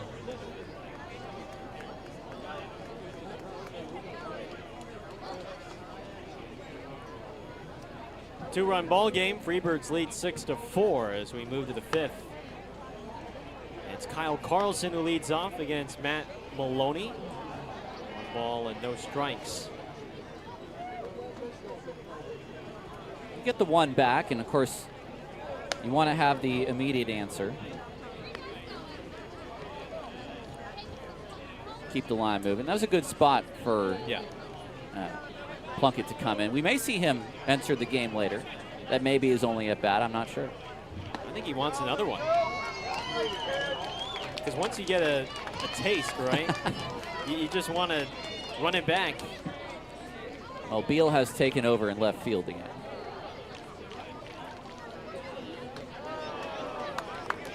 Two and two. Of course, Miles being a good sport about it.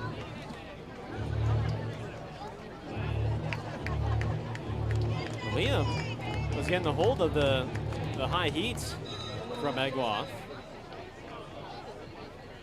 Would that have been unfair if Egloff just pulled a slider in that at-bat?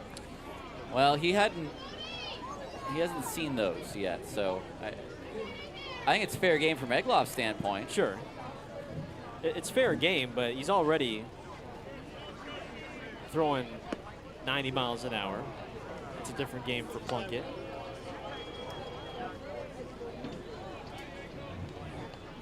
Third walk issued by Maloney. And here comes Kirchner. Who is our beer batter? If Kirchner strikes out, everybody in the ballpark gets $5 cans and $2 bills for the rest of the inning.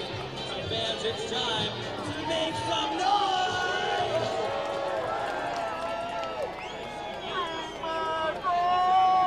Kirchner homered back in the fourth. One ball and no strikes. Let's go, Oakland.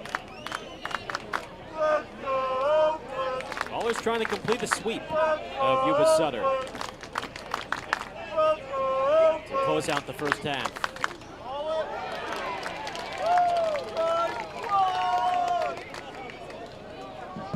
One ball, one strike. Kirchner is a rookie out of Cal State Fullerton.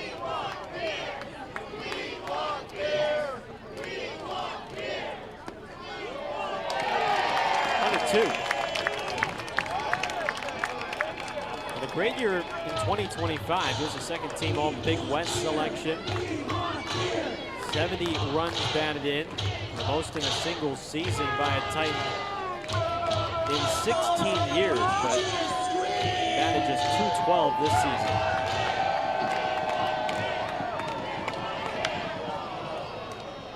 The 1-2.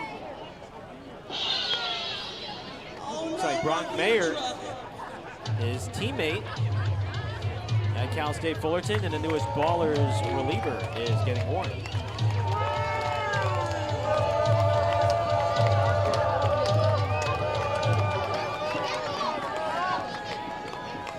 1-2 pitch from Maloney.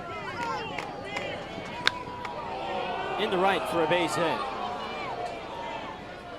Carlson stops at second. Yuba Sutter has traffic on the bases with nobody out for Castaneda.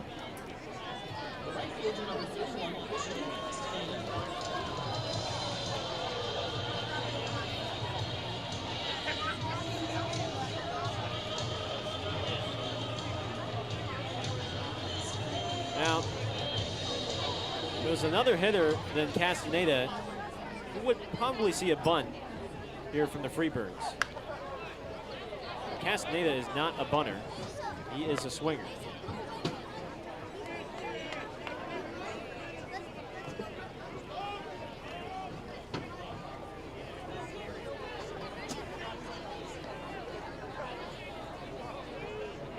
No balls in a strike.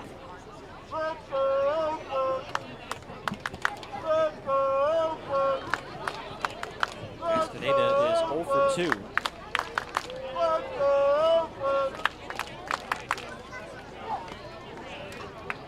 Good stop by Calora. 1-1.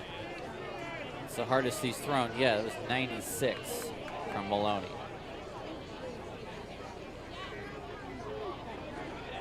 Sitting around 94, 95. You can seen it as hard as 97. Broken back grounder. O'Sullivan steps on the bag and gets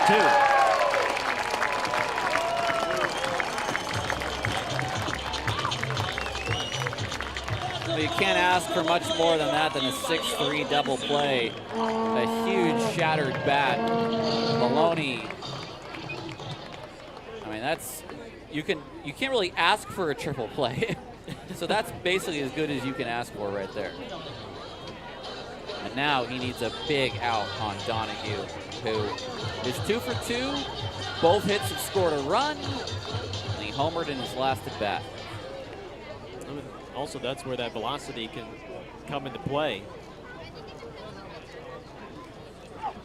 You saw the bat just explode from Castaneda. He's throwing harder in this inning. Yeah. 96 on that fastball. It's 1-0. Here we go, there we go. Here we go. 94 clips the inside.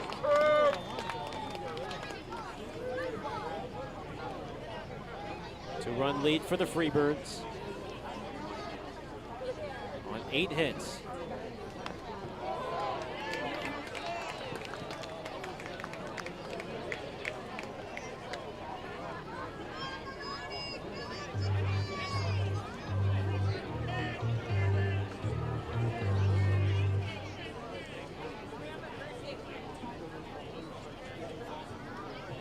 Devin Dixon is waiting on deck.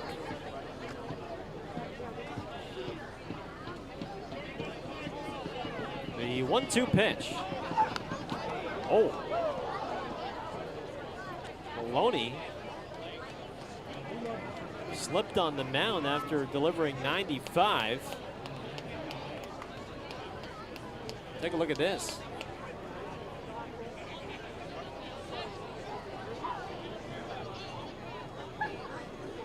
Whoa. Well, Timber. yeah, his either his momentum literally carried him through or the toe went out from underneath him.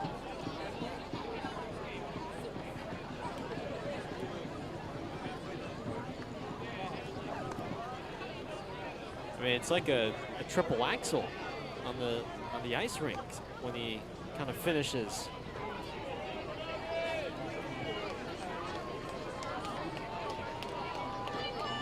That's how he generates all that velocity and that high heat. Needs to come in here to Donahue. And he got it. A walk, a single. He gets a double play and a strikeout. It's a scoreless fifth for Matthew Maloney. Halfway home here in Oakland with the Freebirds ahead by 2, 6-4. We don't just tattoo people, we change lives. For instance, we have a client. His name's Jay. Before having pastime tattoo, his life was a mess.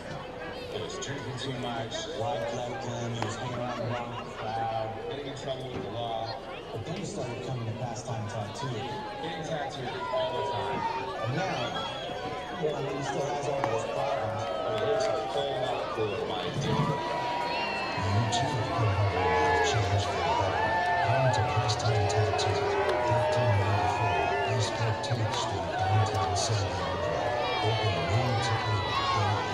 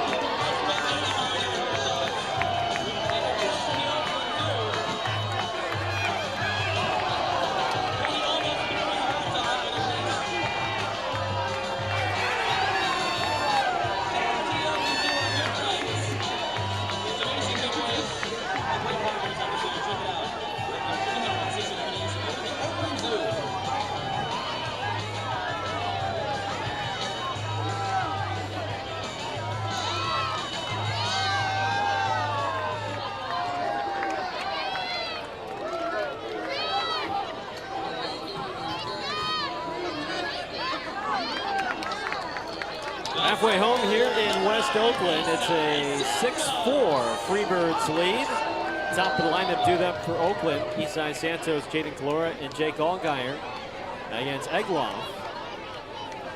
1 ball and no strikes.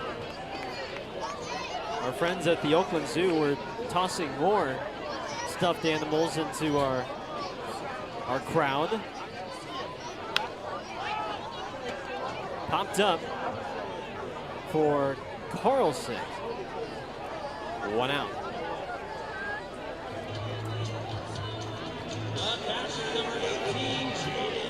Our relievers, as well in the bullpen, were chucking stuffed animals into the crowd down the right field line. I don't think I've seen anyone more excited to receive a stuffed animal than today. This little girl already had 1 stuffed animal in her arms. I think she wanted 3 or 4 more to take home with her.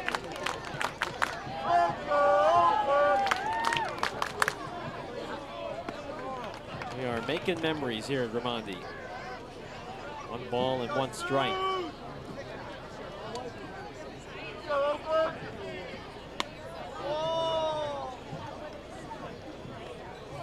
Two and 1.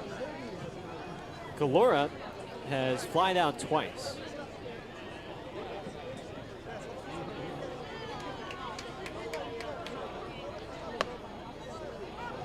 High strike called by Alan Walker, and Kalora is going to use a challenge.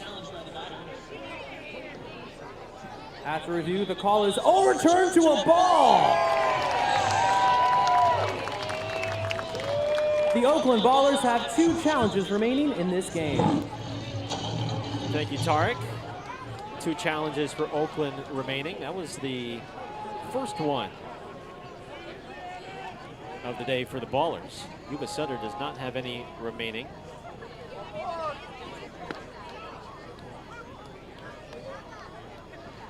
Three and 2.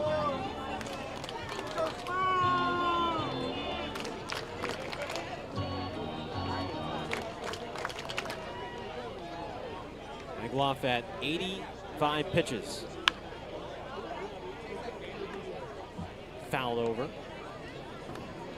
There is a lefty warming up in the bullpen for Yuba Sutter. It looks like Sean Weiss is warming up. 3-2.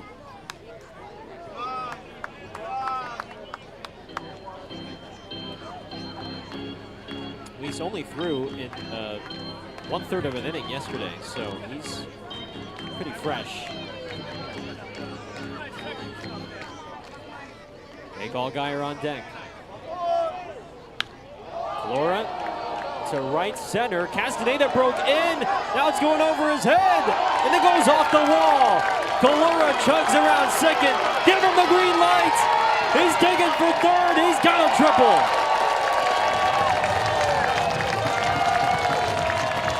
We have just seen some bad routes by Yuba outfielders in this series. Castaneda broke in on a ball that went off the wall, and then as soon as Phillips overcommitted a little bit there and it got past him, Kalora was thinking 3 all the way. Look at Kalora, almost blew out a tire. But in there easily. And even if Castaneda takes a better route, I don't know if he's getting there. With that ball hitting the wall just to the right of the pitch clock. Well, that's 666 on the Tyler Peterson triple tracker. The first for Kalora. First pro triple for Jaden Kalora. And now the tying run is at the plate in Allgaier. He is 1 for 2 with a 2-out first inning single that sparked a 2-out 3-run rally for the Ballers. Jake's the guy you want up there, runner at third, less than 2 outs. Just got to get the guy in any way he can. Does not need to be a homer or a big hit. The game's still in the 5th.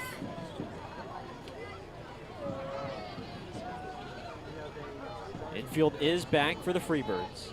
They will trade the out for a run. Smack to center.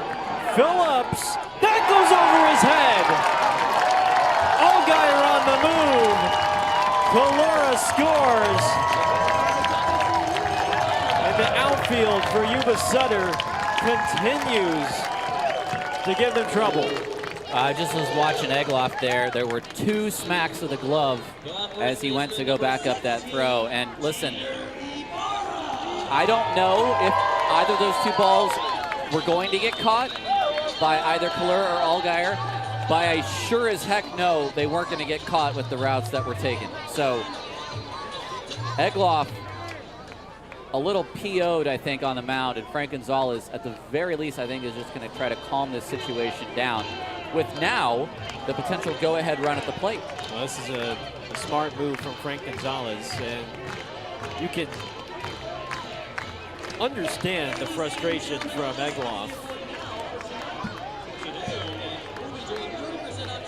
The ball that Kalora hit, I'm not so certain anybody really gets there, even with a better route. The ball that Allgaier hit to center, no guarantee, but it's just been this series. He's seen it from his own dugout, the routes they have taken. And they have not been pretty at all. We have not seen Phillips play center field in any of the games prior to this one against Oakland. Peter Ibarra is been given the 4 fingers. He has been intentionally walked once again in this series. He was intentionally walked yesterday, and they will instead take their chances against Noah Blythe. It's maybe a little bit of the Oakland Coliseum sun that's come to Raimondi today. Yeah. Here's Blythe.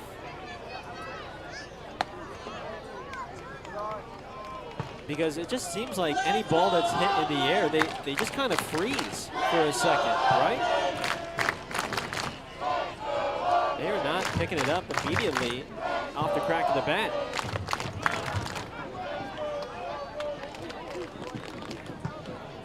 So Oakland trailed by as many as 3. It's a 1-run game. Allgaier at second, the tying run. Ibarra at first, the go-ahead run.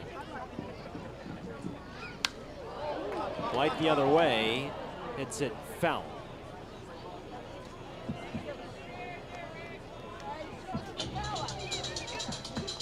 At this point, you might as well just hit a ball to center or the right. Force Yuba to make a play out there.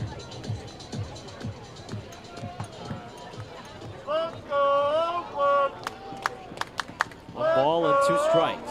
Egloff at pitch number 98.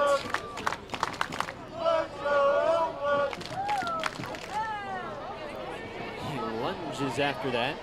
Well, it's good work from Blythe, who watches that pitch all the way through the zone. It may have been strike 3. It might have been a little low, too close to take.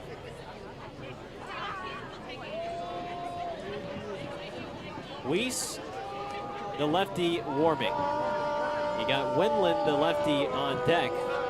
This could be his last batter.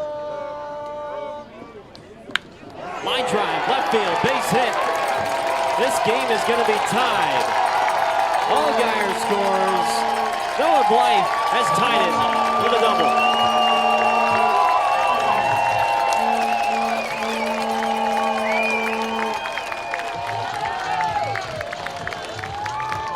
A 107-mile-an-hour rocket to the left field wall. And we are knotted up at 6. A double and a home run for Blythe in this game. Yesterday it was Ibarra with a double with a home run and Winland with a double and a home run.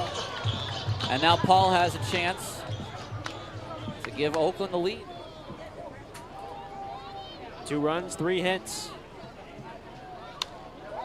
Winland pops up the first pitch. He better run. Shortstop. Dixon makes the catch.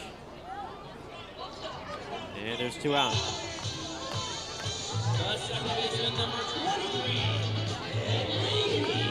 Maybe a little overeager there.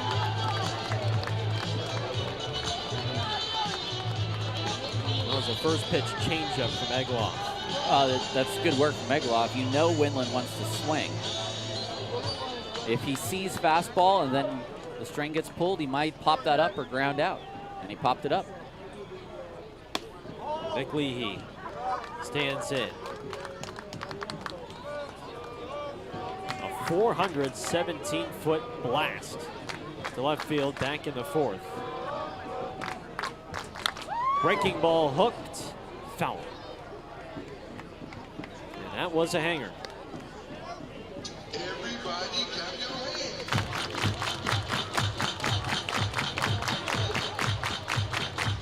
A home run, his 8th of the year.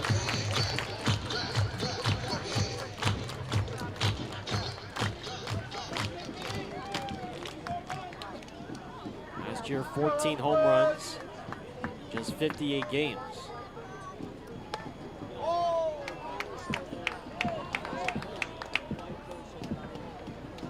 On track to meet that pace from last year. Or meet that number.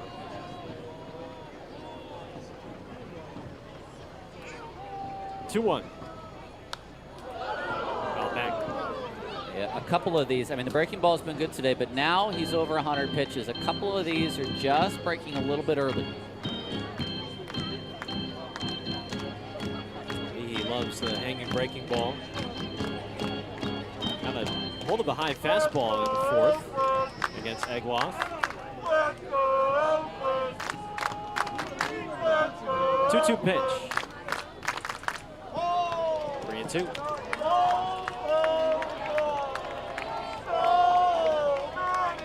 Does have the open base. Sullivan is on deck. You have to think the gas tank is running low.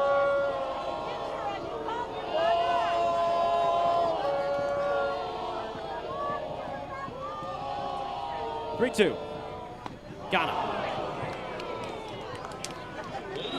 So So Egloff gets a strikeout. The Ballers tie it up with 2 runs on 3 hits. And this game is even at 6 as we head to the 6th on Ballers TV.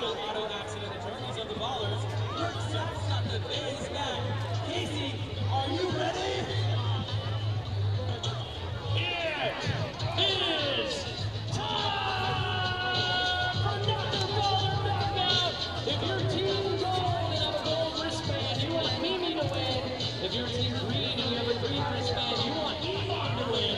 And they're going to crash in 3, 2, 1, go! No. Get back to your spots. Boo these people. You have to crash. 3, 2, 1, go!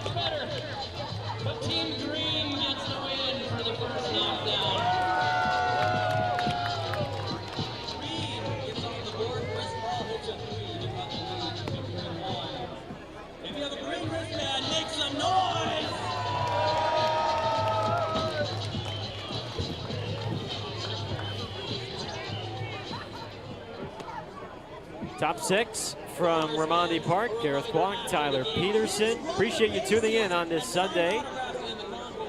The final game of the first half in the Pioneer League. And let's take a look at some scores on this final day of the first half. The Great Falls Voyagers defeat the Red Pocket Mobiles 14-8. The Long Beach Coast finish out the first half on top, an 8-2 victory over Modesto from Modern Woodman Field. Ogden leads 10-8 on Glacier in the last of the 9th. Idaho Falls holds a 1-run lead, 10-9 on Billings in the top of the 5th inning. And last but not least, Boise ahead 12-9 on Missoula in the bottom of the 4th. Dixon grounds it over to Allgaier for the first down as Brock Mayer, the Cal State Fullerton rookie, comes in for already his 3rd appearance of the week since he signed with the team on Monday. That's been the most comfortable start for him, 5 runs and 2 1/3 innings, but we've liked what we've seen from the 21-year-old on the mound, and he is not a guy who's been brought in to just pitch for a week. Up the middle from Uran, and it gets through.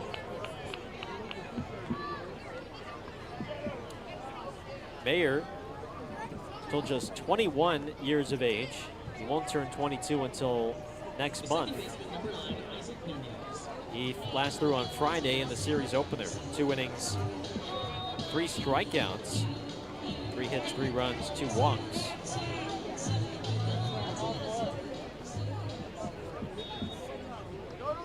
Isaac Nunez, the batter, top of the lineup for Yuba Sutter.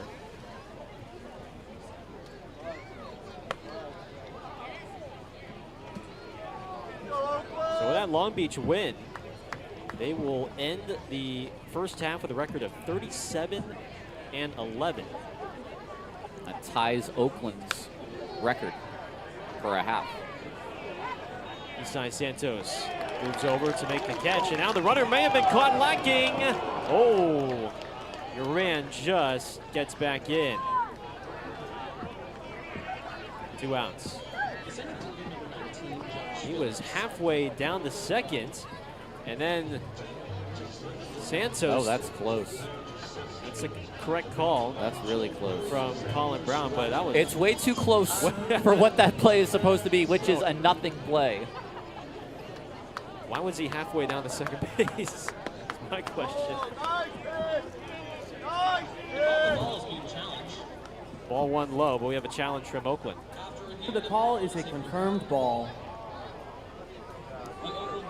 One challenge left for Oakland now after the call has been confirmed, a ball. Alan Walker is a very confident umpire, and he has got 3 correct challenges on his part.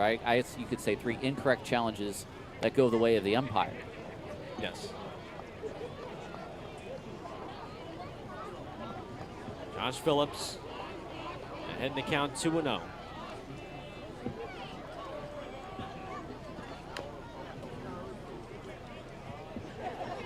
Two and one.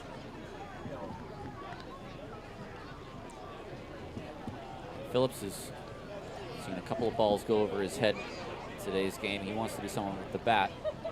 So far 0 for 3, a strikeout, a ground out, and a pop out. 6-6 in the 6th.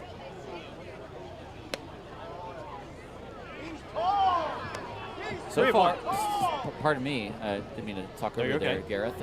So far in the draft, we still have 3 rounds to go, but 4 members of St. Mary's team have gone in the draft and 3 Cal players. Okay. Broken bat, fly to center. And nice job from Brock Mayer as he deals a scoreless 6th inning. Bottom 6 coming up. We're tied at 6 on Ballers TV. Easy connections at West Oakland and downtown Oakland Park. Riding line 22 or the NL gets you to Amani Park so free. Skip the parking, land your trip today at actransit.org. AC Transit, moving the East Bay since 1960. And Casey, guess what? It's time for the Simba Cam! That's right! Let's enjoy the circle of life right here in Amani Park. It is time for Simba Cam! Raise your children in the air. There we go! If you have a stuffed animal, raise that as well. Stuffy's definitely worked hard, you're right. But there's so many good kids in the park today that are fun. We gotta keep it going. Yes. Very nicely done. You can buy that at the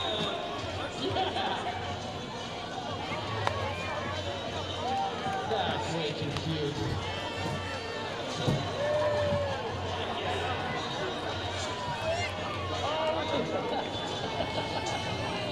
The flying lady. And the deer. That deer must be lovely.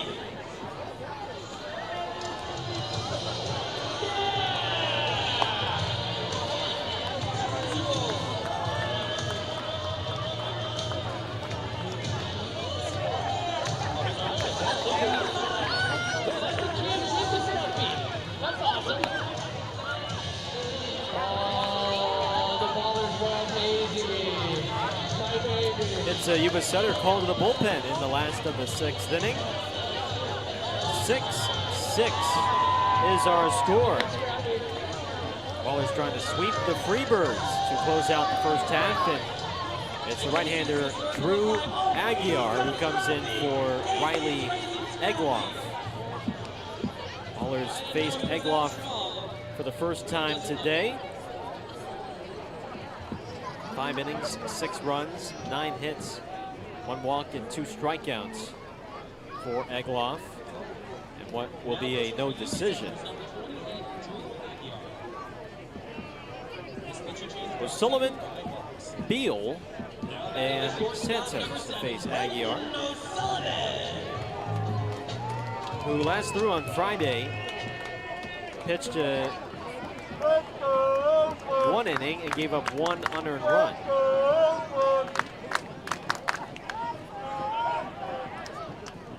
No balls and a strike. Well, we were talking about the MLB draft. Day 2 is wrapping up. Round 14 now or 13? 17. 17, okay. So we have just 18, 19, 20 to go. But you said how many with St. Mary's and how many? 4 St. Mary's players Okay. and 3 Cal players. For Cal, it was the right-handed pitcher Gavin Eddy, the right-handed pitcher Oliver De La Torre, and the catcher Hideki Prather. Okay. St. Mary's, we saw Tanner Griffith go. We saw Jacob Johnson go. And a guy that the Ballers had their eye on, John DeMozanillo. He also went in the draft. He was the guy that pitched in the first game against UCLA. He did. Very well. Diego Castellanos was the other member of St. Mary's team. Last year, that man's name was Dylan Delvecchio, who started off the regional against Oregon State and got the win. 1 ball, 2 strikes on O'Sullivan. He's 1 for 2 with a double.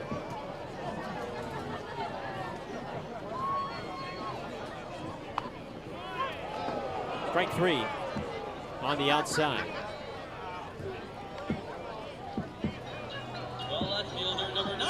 How about Stanford? I know the big name, Rentaro Sasaki, got taken by the Marlins. Yes, Aiden Keenan beat him by a round. The pitcher, Aiden Keenan, he went to the Mets in the 7th. Sasaki went in the 8th, and then Eric, I'm going to say Jeon, the second baseman, who I believe is of Korean descent. He went in the 10th.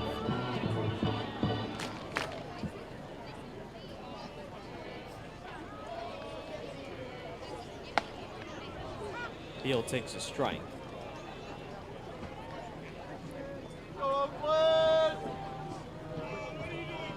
This is where you're really starting to pay attention now. Yes. Yes, this is... You didn't really pay attention much till yesterday. A little bit, but not that much. No, not that much. Let's get the short list out now and cross off a few names. Tyler's got one half of the computer screen with our TrackMan, and then the other half of the computer screen has the MLB Draft Tracker, updating the results in real time as the picks are being made.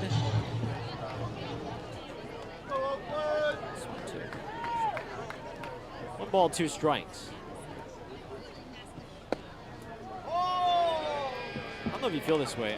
I do think they make it relatively efficient considering how many rounds and teams they have to go through, especially at the end of day 2. Make your pick and go. I know you're a basketball man. I mean, I like basketball. So I want to go NBA draft history. Oh boy, is my knowledge being tested here? No.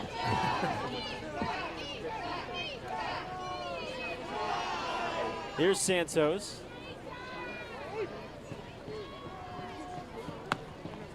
I mean, I think I know some ball. Well, seeing as you are a professional basketball commentator, I would say you are certainly a more of a ball knower than I.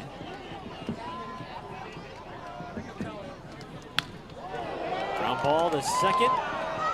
Nunez makes a nice play, and Aguiar 3 up, 3 down in the 6th. 7th inning coming up. The Ballers and Freebirds are even at 6 on Ballers TV.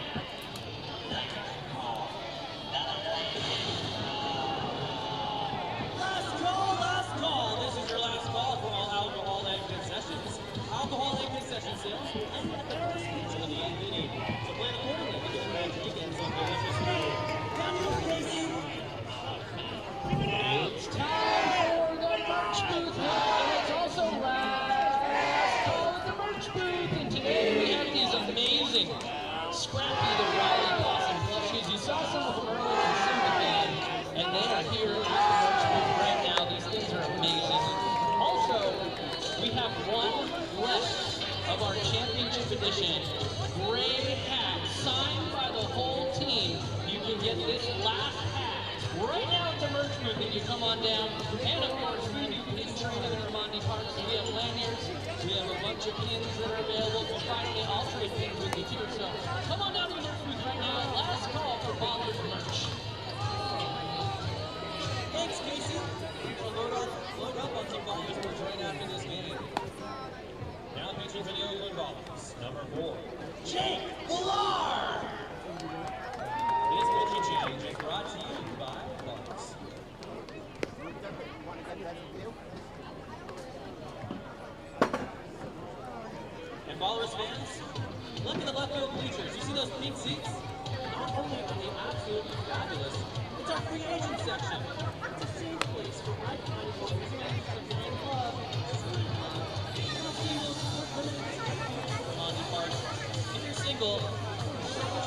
7th inning here from Ramondi Park.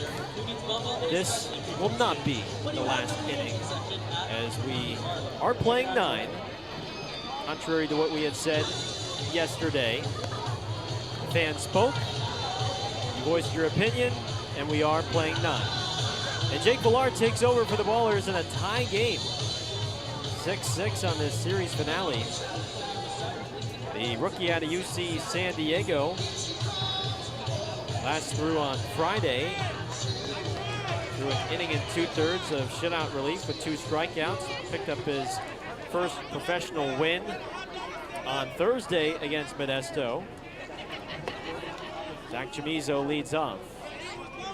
He's been good in some tight game situations recently as well. So Aaron trusting him with the 7th here. But I wanted to ask you this, Gareth. Yeah. Up until 1985, do you know how many rounds the NBA draft was? Ooh, there were a lot. Yeah. Like an unreasonable amount of rounds. Was it like 30? It was. Well, I was going to say it's 10. Okay. But think of the modern NBA, a 15-man roster to draft 10 guys. I mean, second-round picks are almost treated like garbage now because there was only one team, maybe 2, that had its original pick in this year's NBA draft. Everything else had been traded, via Houston, via Milwaukee, one to the next. There's no such thing as picking in your original slot now, because it's always been a pick swap or dealt as part of a package. The Kawhi trade is not official yet because of the ongoing investigation with the NBA. But you trade, 2 1s and 2 1-pick swaps? Yeah. Picks just get traded around left and right in the NBA. Kyle Carlson now the batter.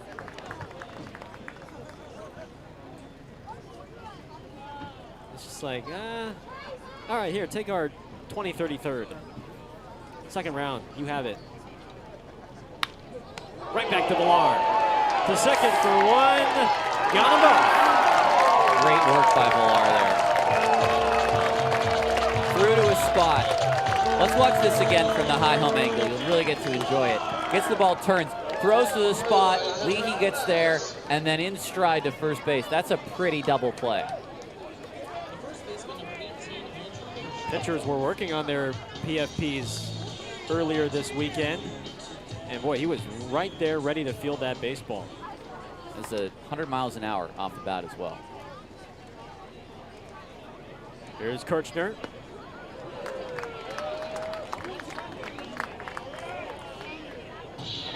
Jake Villar, 22 years of age. Met us down in Long Beach to make his pro debut. Same day he got his physical, and the same day he signed the contract and everything to get him onboarded into the system. And then just a few hours later, he was pitching against Long Beach in a tight jam. 2 strikes, 2 outs on Kirchner, who has homered in this game.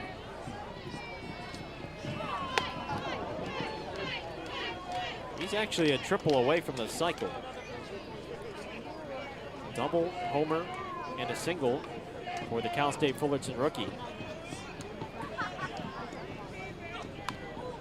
These 2 might have faced off at some point. They could have well faced off.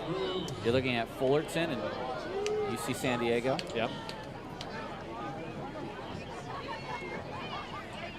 And Villar was a high leverage reliever for the Tritons.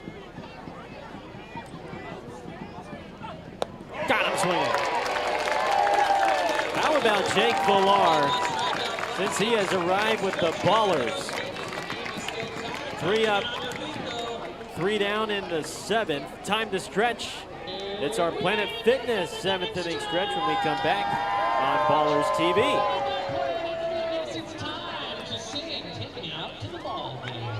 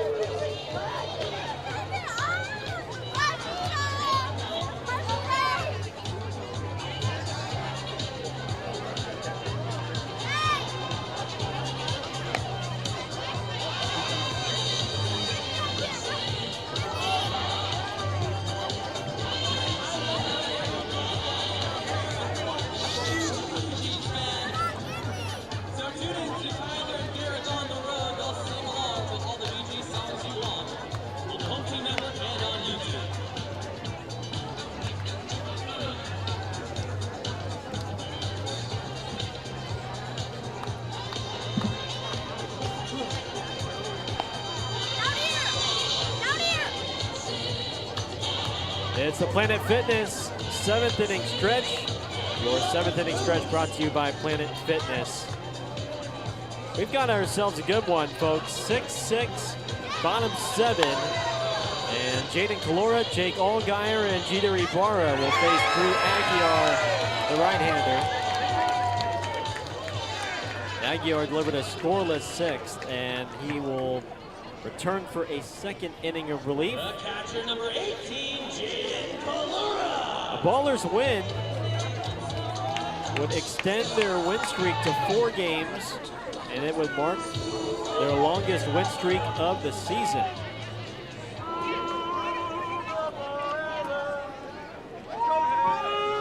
Jaden Kalora to lead off. 1 for 3 with his first triple of the year.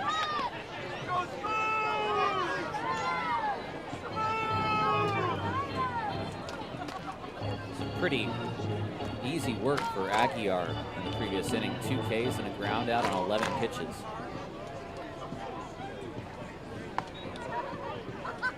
Oh, 2.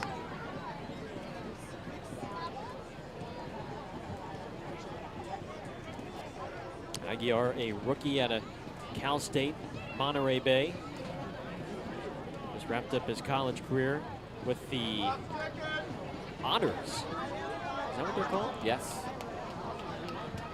It's going to be another quiz. But the Otters, the Thunderwolves. Thunderwolves is a good one. We've just about heard them all.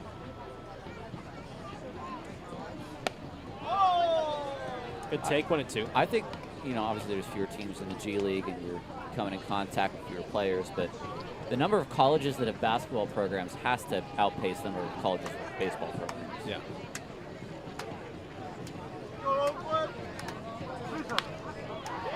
Softly hit. Nunez throws him out. The third baseman, number 15, Jake Allgaier. 1 out for Allgaier.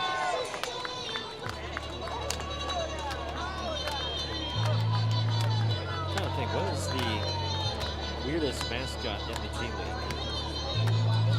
What's yours, first of all? Well, it's the remix, the Rip City remix. And so your mascot is a? Non-existent Okay. mascot. Got it. In the works, maybe? Hold on. Figuring that out. I know Indiana, the Indiana G League affiliate was the Mad Ants. That was Fort Wayne. Fort Wayne Mad Ants. But they have now renamed to the Noblesville Boom. I remember in one iteration of 2K, this is probably 10 years ago, last time I played it, but I remember you started out with the Lakers and you were traded from the, whatever they are, the South Bay Lakers. Yeah. And you ended up on the Fort Wayne Mad Ants. And I think they traded you for like a sandwich or something in the story for the creative player. So you got traded from an NBA team to a G League. Well, I think was it South Bay Lakers? Is that what they're called? Okay. South Shore Lakers? Yeah, South Bay. Oh, I'm sorry. They have now renamed themselves to the Coachella Valley Lakers. Coachella Valley Lakers. They are moving to, I want to say Indio or Palm Desert. Well, South Bay. There's the Coachella Valley Firebirds, which are a minor league hockey team. Popped up, and third baseman Carlson calls. Who are they affiliated with? You know? The Firebirds? The Firebirds. I'm going to say the Edmonton Oilers. Okay.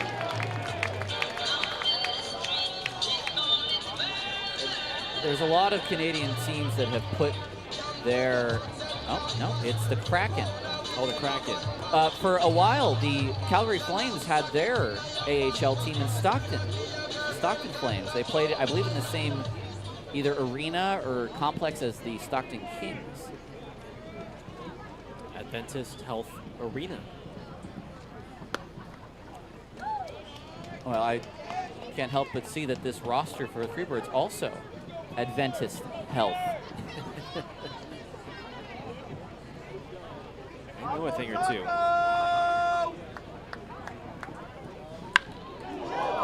just fouled. Look out, Colin Brown. The ball is 102 off the bat of Ibarra. Well, he's being shown a lot of respect in this series. Multiple intentional walks. He's already homered today. It's another 6-base game for him, just with the bat.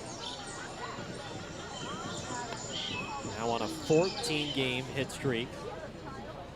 He entered the game batting .466 over his last 13 games.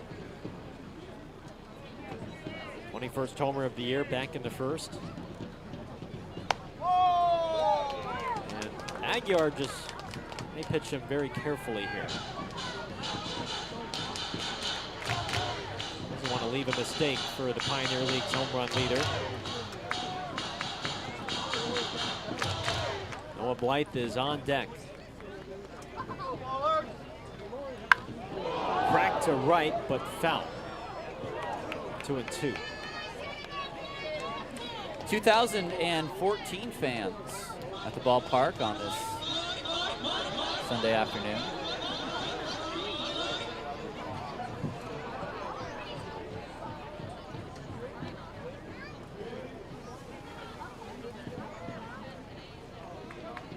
Alex Cisneros is standing out there in right. Appears to be warming up, or at least getting ready to warm up. Cheater. Yeah. He's trying to put home run number 22. He almost had it earlier, too. And for all the tough routes that the outfielders have taken in this series, Christian Castaneda took a ball that would have been a home run and brought it back into play for a double.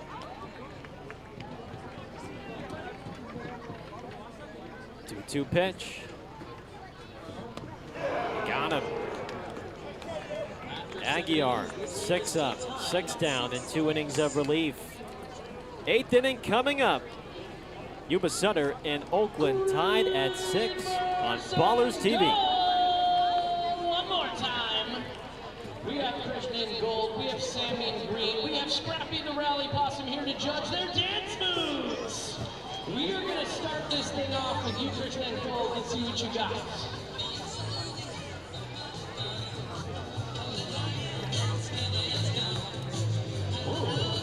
Took him a second to snap into it.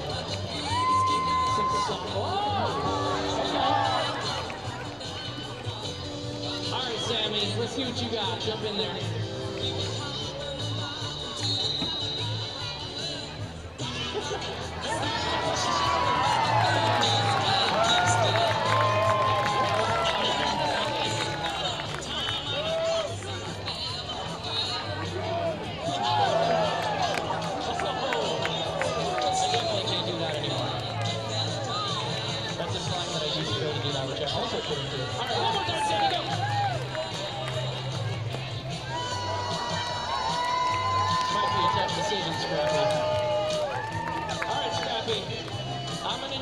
Determine who the winner of this contest is.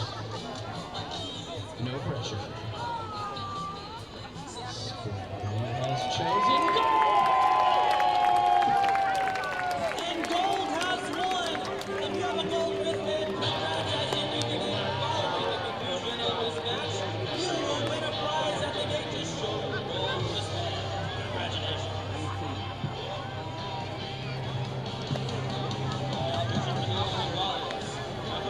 It's our final 2 innings of the first half of this Pioneer League season.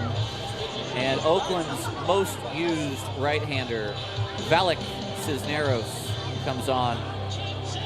6.57 ERA, 4-0 record out of the bullpen in 19 appearances. He struck out 30, walked 21 and 24, and 2/3 innings. Batters are hitting .284 against him. Castaneda, Donahue, and Dixon, the 3 to begin this inning. Cisneros for the 8th. Potentially that means Burkett for the 9th. And then both of those players will have pitched 20 games apiece for Oakland in this first half. Oakland with one challenge, remaining for the rest of this ball game. Castaneda is 0 for 3.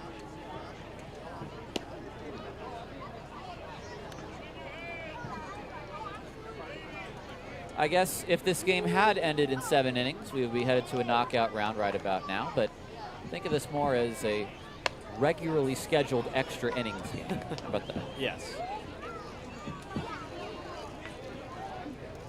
It's been a good fight from Yuba Sutter today, a good response from Oakland in this series finale. Ibarra will have to play that foul.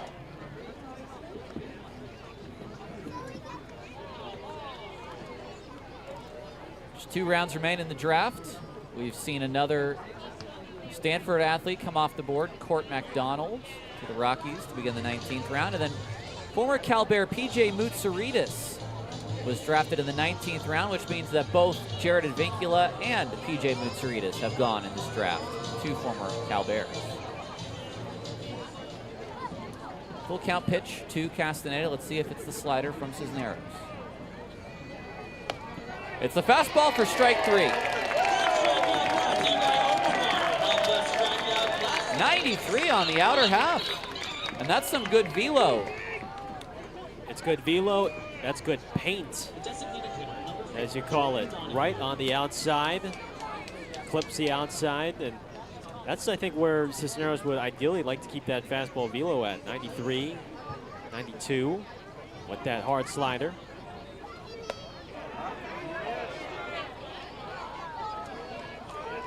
Well, did he go? No.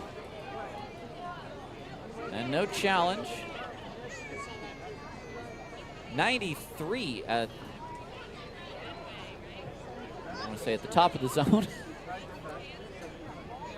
I thought he went. He's pouring in 93s right now, Gareth. Yeah. Well, this is definitely notable. Definitely noteworthy.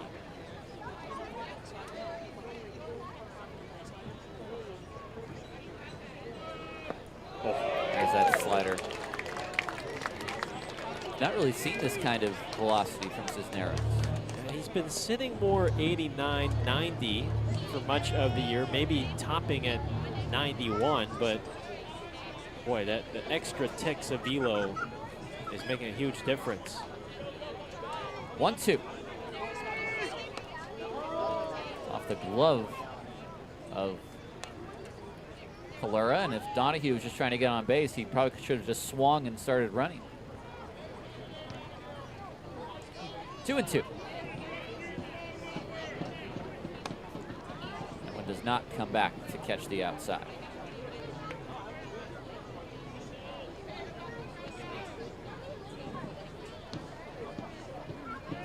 Full count pitch on its way. Grounded off of his foot.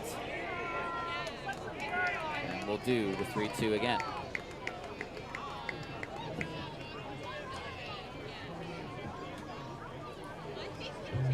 For the Ballers on the other side of the inning, we'll see Blythe, then Winland and Leahy, the 3 scheduled hitters.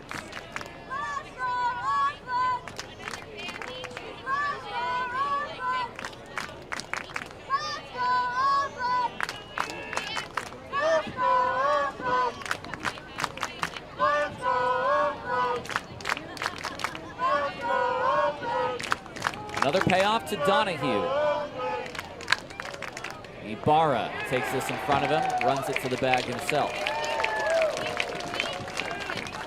2 down for Cisneros. Here comes Dixon, the shortstop. The shortstop, number 2, Devin Dixon.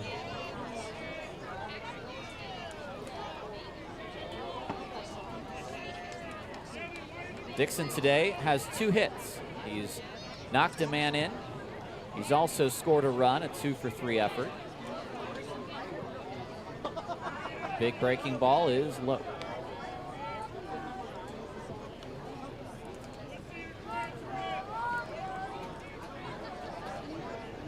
Is that a sweep for Long Beach today?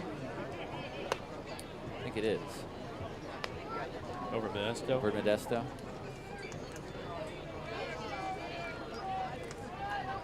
Which means that Modesto would be on a 4-game losing streak.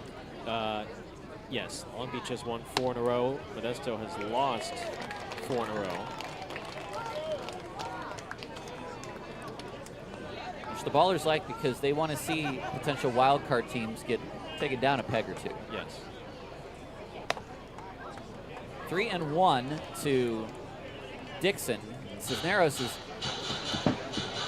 retired the first 2 men of the inning, but it's taken more than a couple 3-ball counts. And this time he walks a man.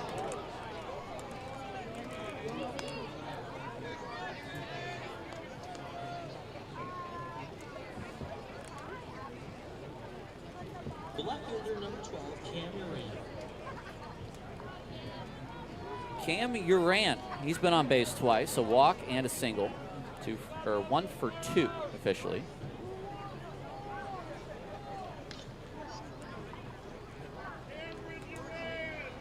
Big lead for Dixon. That's outside. This is a big, potentially a big opportunity for a steal if Dixon can pull it off. For as big as his leads have been today, he has not stolen yet. But this is the time to go. Turn and throw from Cisneros, and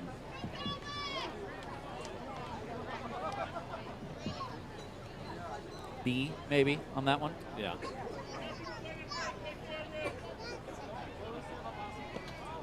It's low as well, 2-0. Langston Burkett is warming up.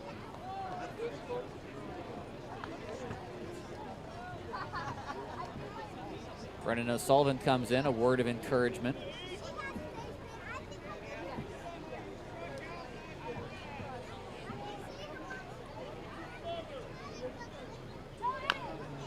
Fouled away.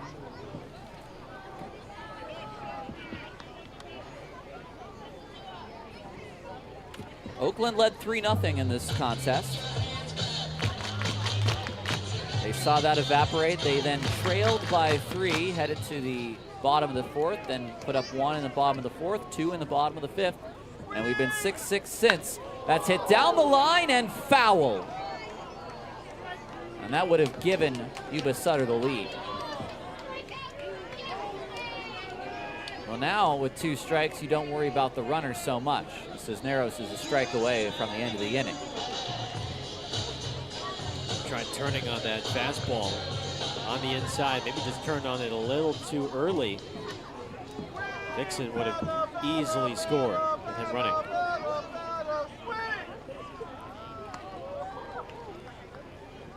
Got a B+ on that one. Wasn't bad. But now you're not as much concerned about him. You just want to attack your end here.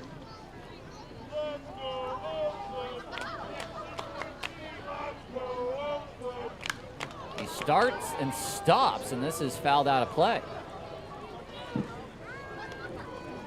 Is Dixon just not getting reads off of Cisneros? I don't know if he's not getting a good read or... Look, the Ballers are not throwing over right now because there's 2 outs with 2 strikes in this inning. They will not throw to first base. No. He's not going. That's strike 3 called.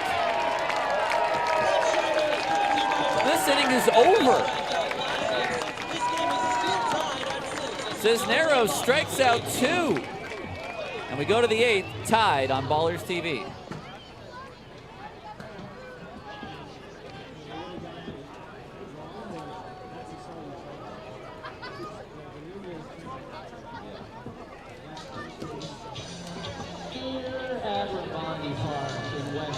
Participation matters, and that's exactly what I'm talking about.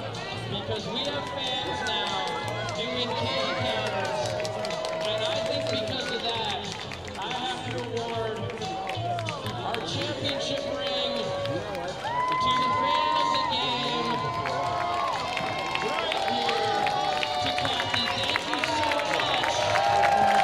Giving us our own strikeout, that's so cool. Thank you so much. Thank you.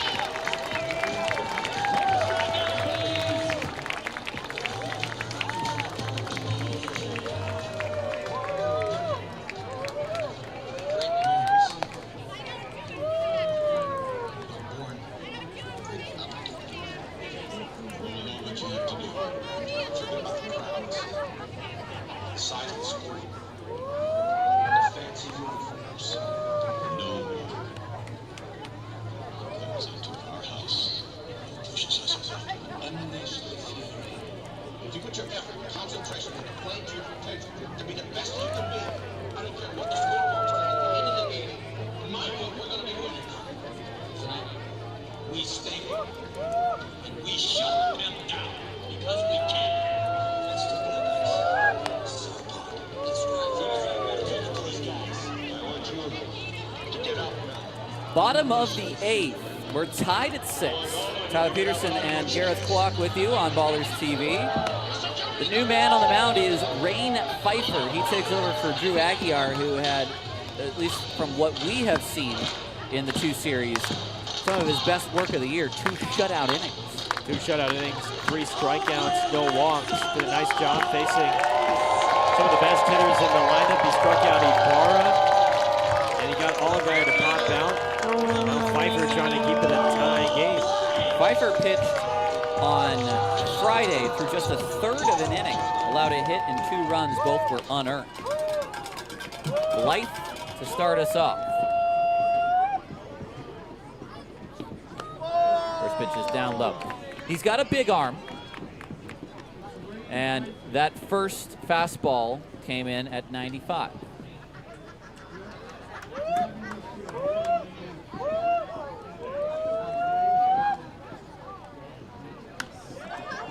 Foul out of play by Blythe. Already a solo shot and an RBI double today. That was 95 at the top of the zone for Pfeiffer.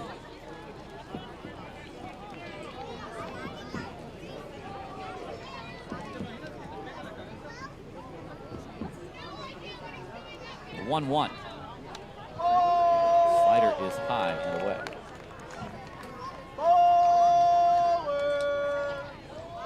Pfeiffer allowed a double to Buford, walked Cobb, and then got Santos to pop out. That was the appearance on Friday.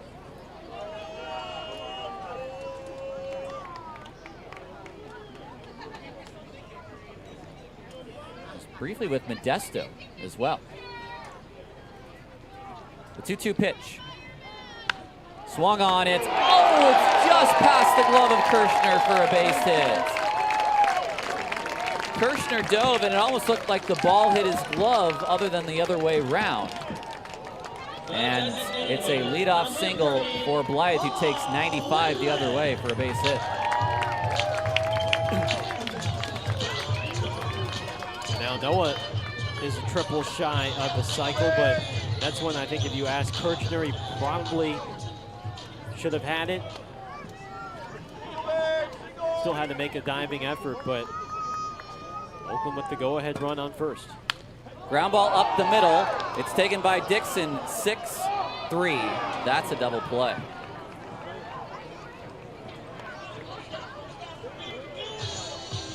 Two outs in the 8th.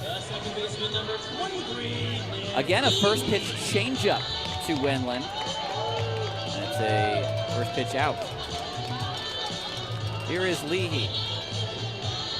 1 for 3, the 1.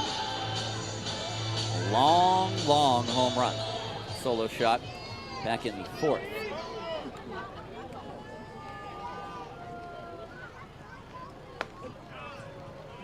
Breaking ball for strike 1.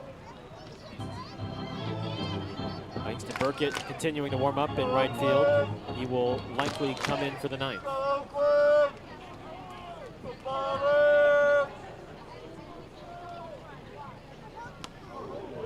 1-1.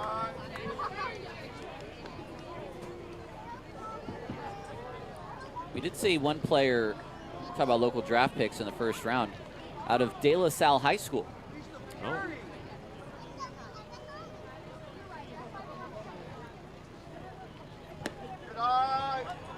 Came in yesterday's draft, or I should say the first of 2 days of Major League Baseball's draft. Do not know the young gentleman's name.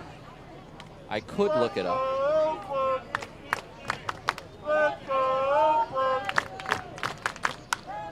This is in the air. Castaneda, Phillips for the final out.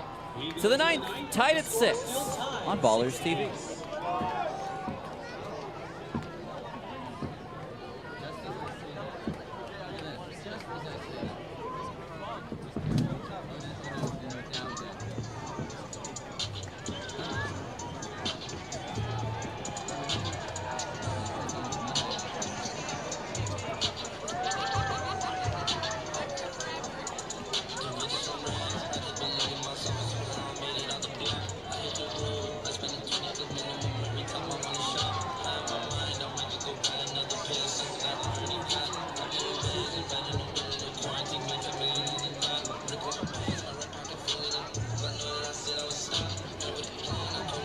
Now pitching for the Oakland Ballers, number 0, Langston Burkett.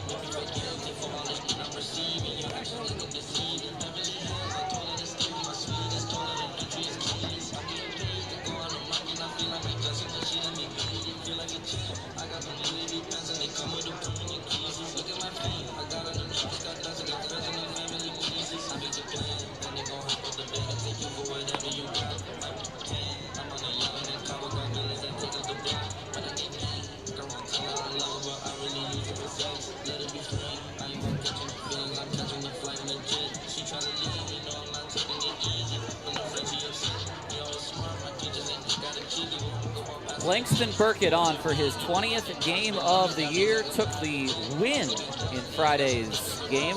Despite giving up a run in the top of the 9th, Ballers came back to walk things off with the help of a couple of errors on Yuba Sutter's defense in the 9th.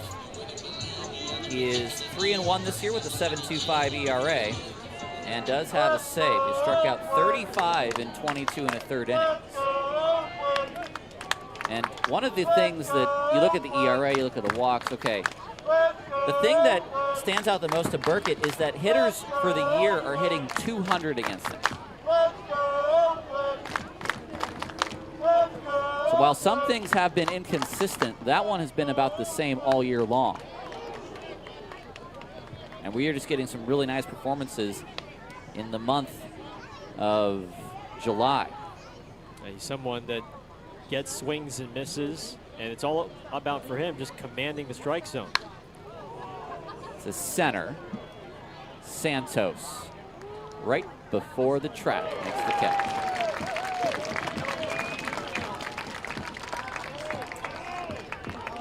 The center fielder, number 19, Josh Phillips. We are getting a pinch hitter. We're going to see Jackson Mayo hit for Phillips. Do you think Mayo's going to come in and play center, or do you think they're going to leave Phillips in?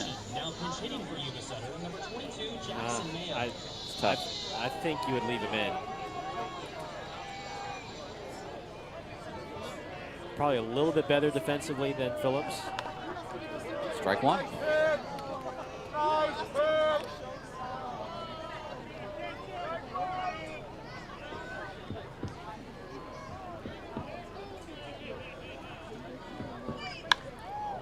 Mayo to right.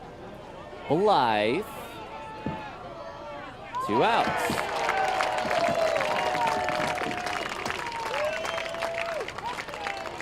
Well, if there's one guy that you got to get through that'll give you the most trouble between your team and a win, it'll be Zach Chamizo.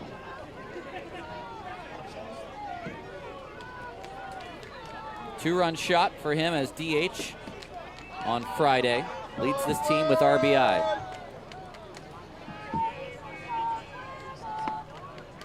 First pitch 93 off the plate. 93 from Burkett as well. Burkett, rather. Beg your pardon.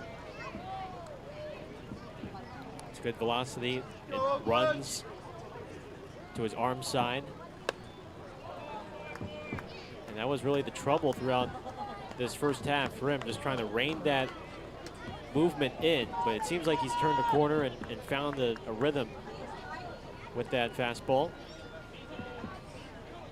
Chamizo Did he get it? He did.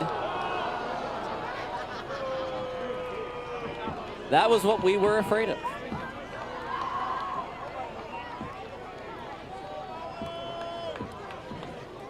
And this man that leads this squad with now 11 home runs puts them back ahead for the 9th.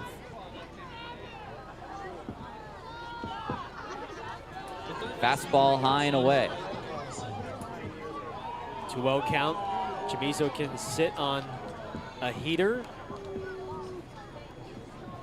We did talk about the movement running away from the lefties. Well, that favors Chamizo in terms of him going that way for the homer.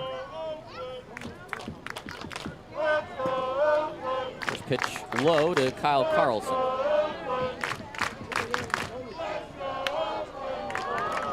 Leahy. Ballers need a run to tie. 2 to win as we head to the bottom of the 9th on Ballers TV.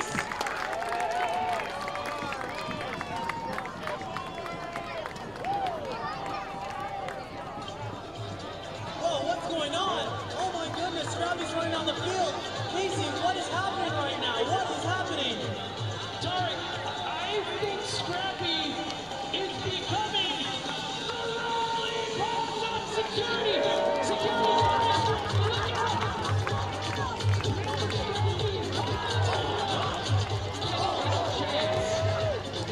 Scrappy was born at the baby possum at the Coliseum, and he used to get out on the field, and security was trying to stop him. And it never worked. It always led to a rally. And here we go. Scrappy leads you on the next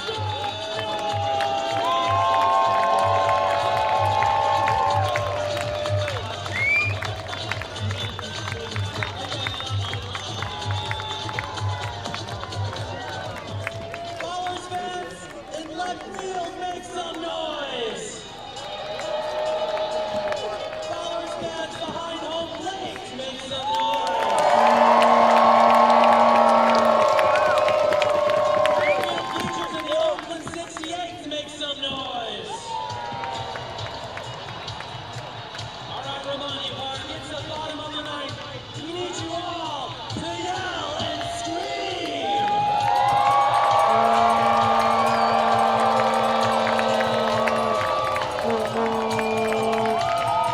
Well, Frank Gonzalez is bringing out his best reliever, his 27th appearance of this first half. Corbin Barker is on for his first save of the year, a 1-1 record, a 4.23 ERA, 37 strikeouts in 27 innings, but with 32 walks.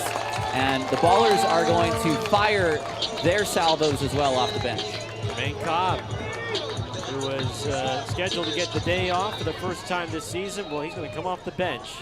He's the tying run at the plate. Barker's first pitch is a breaking ball low. Yuba is out of challenges. Oakland has one left.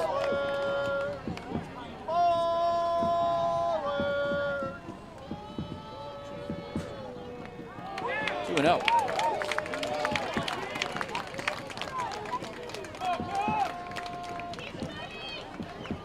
Cobb, 338 on the season, 12 home runs. That is the second best mark on the team, 38 driven in. Well, It's been all sliders. it's been all sliders, and I think if you're Cobb, you've got to take one here.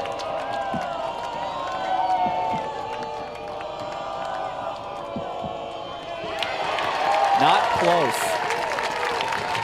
Well, 37 strikeouts in 27 innings, but 33 walks now. Here is Miles Beal. The left fielder. Here comes Frank Gonzalez.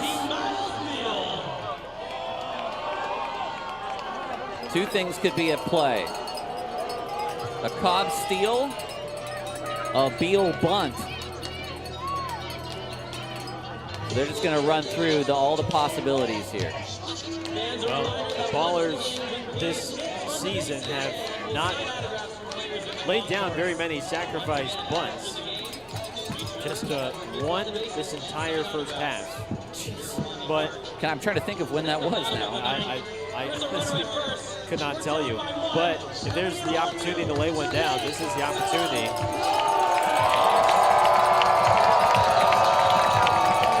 Or just Beal, like you said, maybe try and work the count and give Cobb some chances to time Barker so that he can steal second base.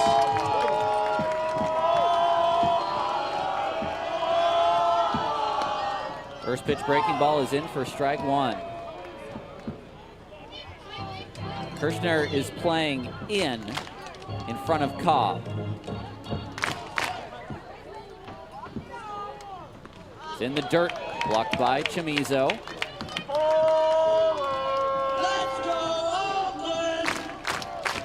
Would not be surprised to see a hit and run at some point in this at-bat.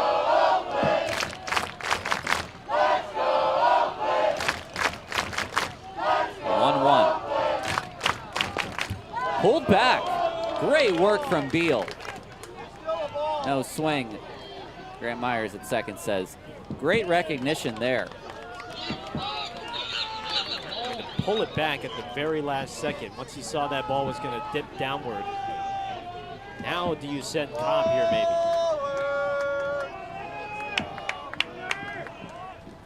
Inside, it hit him! It hit Beal! 2 on, nobody out. Wow. It was Oakland that couldn't handle the bunts from Yuba. They allowed 2 men to reach when Yuba was just trying to put down a bunt for a sacrifice. And now it's Barker who hits Beal on a breaking ball, who is really nursing that foot. He's holding that left leg. I mean, they may want to pinch run for him if Cam Buford is available off the bench to run. Connor Smith, the other available bench player, but this would call for Cam probably if they wanted to run for him. I don't know if Cam is 100%. There's no Zach St. Pierre to bring out of the bullpen to pinch run anymore. That was an old favorite by Oakland. I think Beal's going to toughen it out. Well, Isai is the potential go-ahead run. Do you put down a bunt here?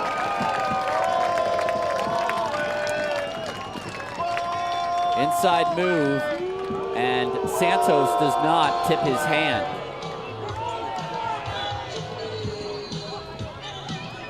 Two on, none out. I think I would.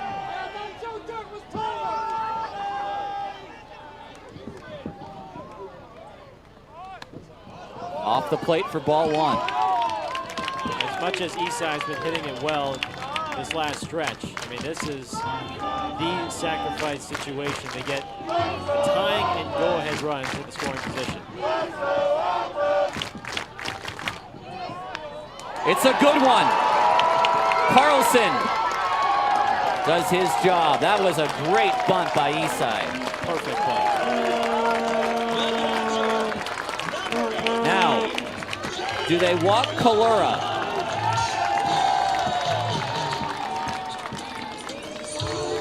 That would be a strategy. No. Will they? No. I think you got to take your chances here with Kalura. Now I think, nope, that's it. Okay, they're gonna play for the double play. Has been intentionally walked. The game belongs to Allgaier.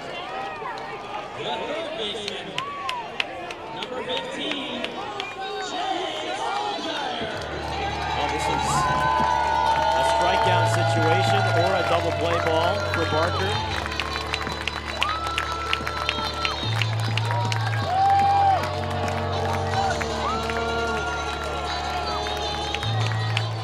A single in the first, an RBI double in the fifth. For Allgaier, it has to go to the outfield. Runners will not be held on. They'll get big leads. Cobb will need to stick close to the bag.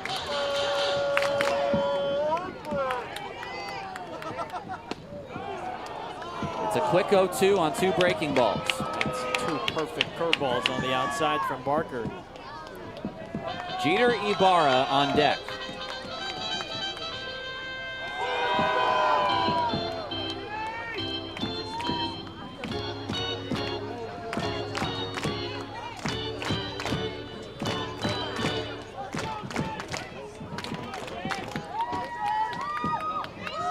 The 0-2 outside.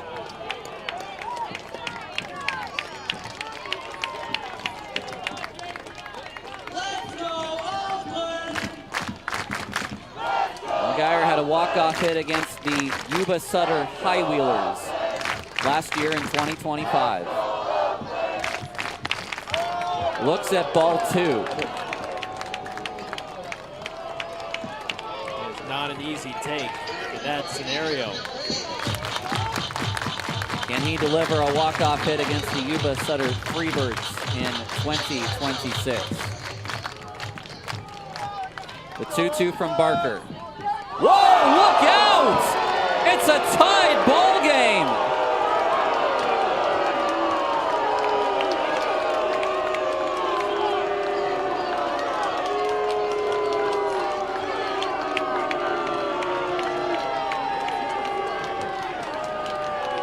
The second hit batter of the inning.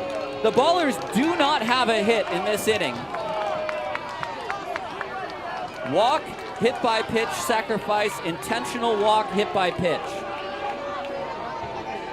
And I don't know if that just slipped out of Barker's hand, but wow, I mean, to miss that badly up and in. Let's hope Jake is okay. Number 16,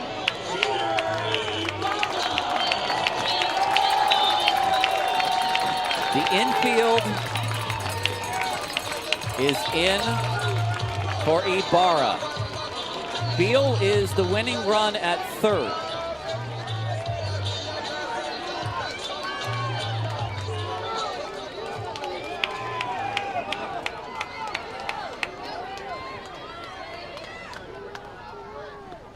Half swing. No swing. It's ball 1. Barker's just been pounding breaking balls in this inning. There's just been a couple that have escaped him, though.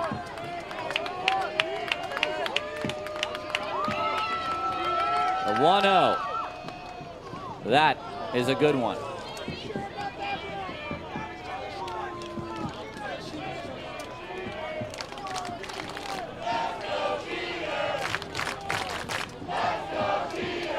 He kicks, he fires, and it's high and outside. If you're a base runner and there's a ball in the air, wherever you are on the diamond, just go back to your base.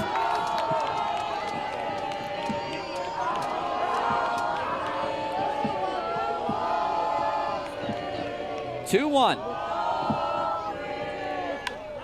Popped up, out of play, foul. Now, Barker can pitch for the strikeout. He has a pitch to play with. The breaking ball with a lot of dip to it. And we saw Ibarra tie himself up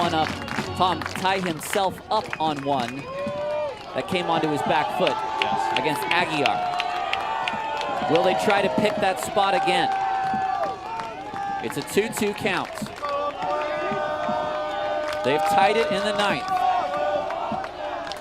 And they tried to pick that spot, and he fouled it away. That's good protection. That's a good pitch from Barker. That's exactly where he wants that pitch. Right on the back foot. The risk you run when you pound that back foot, though, is you could get one too far inside. Ibarra out of play. That's another chase, but it's another protect. Well, it's been 6 pitches, and all 6 have been breaking balls.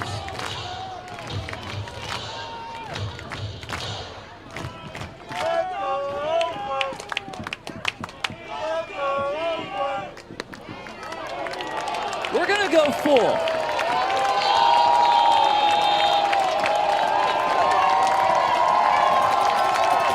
Somebody better let Jeter know that they still have a challenge left, too.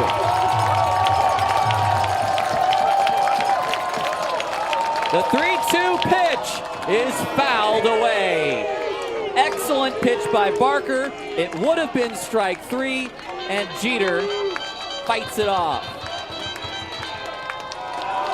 8 pitches, all breaking balls. I'm thinking another breaking ball. Ground ball, foul. We'll see a 10th.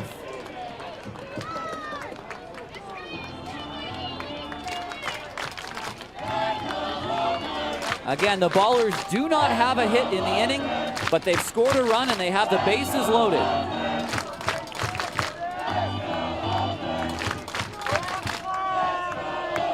Another payoff. Swung on, down the line, and foul. We go to pitch 11.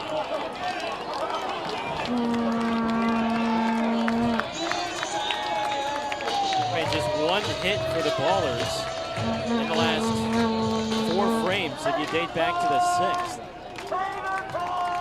3-2. Pitch 11. Fouled back.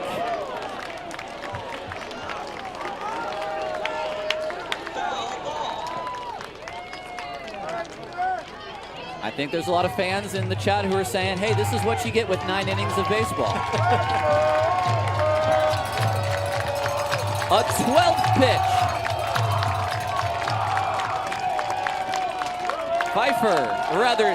Barker sets. The 3-2 Ibarra swings and misses, and it's Barker that wins the battle. Wow. A 12-pitch battle. And he goes to his bread and butter back foot slider, and he gets the Pioneer League's home run leader, the chase.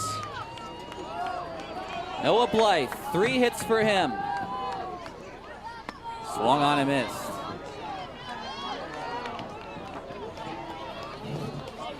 Freebirds are holding on. Can they send this to the knockout round? 0-1. Blythe takes low.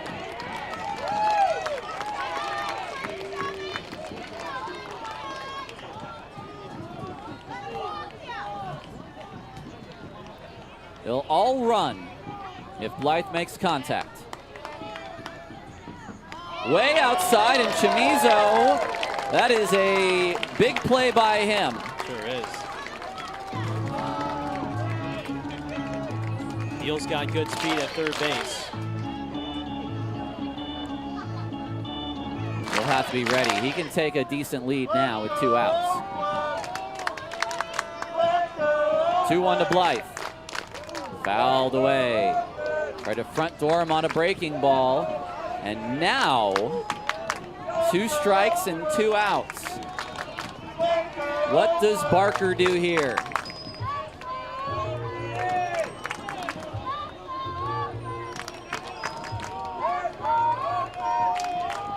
The pitch on its way. Fouled away. Has he thrown a fastball in this inning? I mean, the last like 20 pitches have been off-speed pitches. You know what's coming. 36 pitches for Barker this inning. The 2-2 to Blythe. Ground ball. It will be stopped. The flip is barely in time. And we head to the knockout round. 7-7 after 9 on Ballers TV. Just got his foot in there.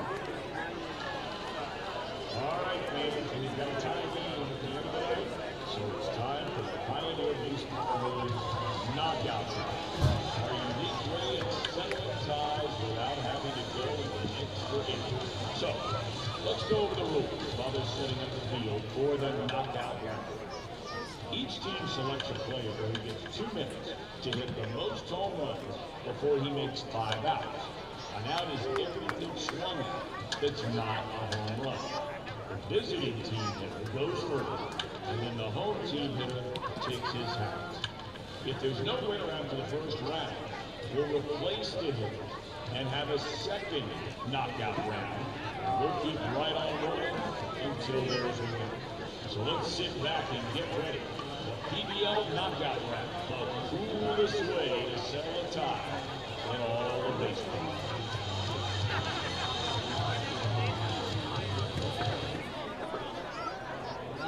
That's right, Tarek. It's time for the most exciting conclusion in all of sports. It is the knockout round. The way this works is we'll have a player from the Ballers and a player from the Freebirds. Freebirds will go first. The person who hits the most home runs wins the game. And remember, kids also run the bases after the game. And the entire team will line up and sign autographs after the game. So you do not want to go anywhere. It's about to get lit up in here. Let's make some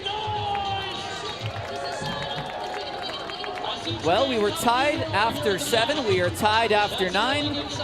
Either way, we would have gone to a knockout round tonight. Tyler Peterson and Gareth Quagg, we have just passed 3 hours into our ball game now. And it will be a swing off. It looks like Phillips has grabbed the bat for Yuba, and who else but Trey Cobb has grabbed the bat for Oakland. Once again, a reminder, fans, each team sends It looks like the setup by Anthony and crew was pretty quick today, and Frank Gonzalez, who will throw left-handed, will spin that L screen around. So this is the 4th knockout round, knockout game that Oakland has played this season. 2-1 in these games. Ballers, fans, we're not playing in Marysville. We're playing in Oakland. We have home field advantage. So when they're batting, we need you to get loud. It'll be 2 minutes on the clock. And we need you to make them uncomfortable. We need you to make some noise. Phillips stands in. It's as many home runs as he can hit in 2 minutes or 5 outs.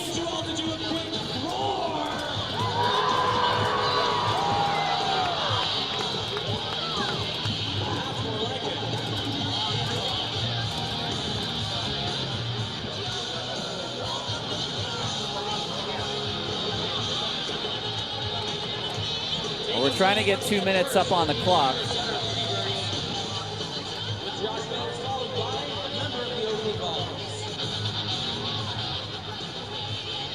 Just wait 1 moment. Remember, Tarek, it's 2 minutes or 5 outs, whichever comes first. Final game of this first half.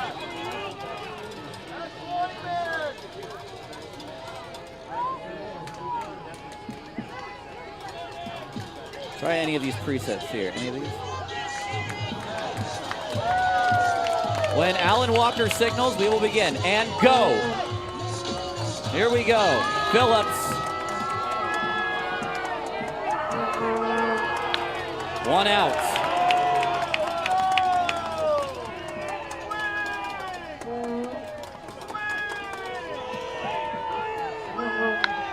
Two outs. 1:39 left on the clock. That's high and deep and gone for home run number 1. That's 1. That's high, it's deep, and that one will also go. There's the 3rd out. 2 home runs and 3 outs. 1:12 left on the clock for Phillips. That's foul. 4 outs.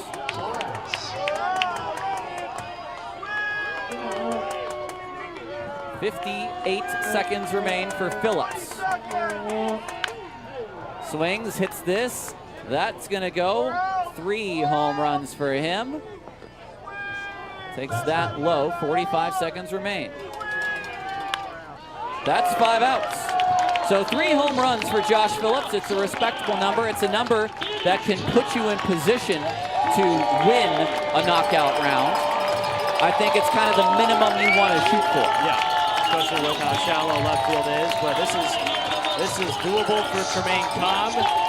The last time we saw him in a knockout round situation was in Modesto, where he hit 6 at Modern Woodman Field to take down Tyler Williams.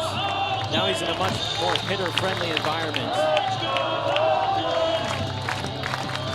James Harris will throw to Connor Smith, and he'll get a few pitches to warm up.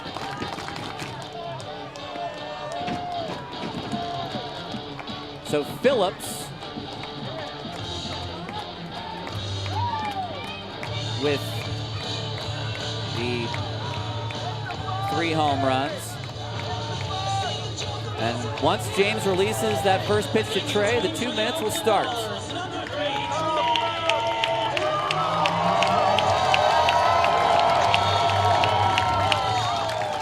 Here we go.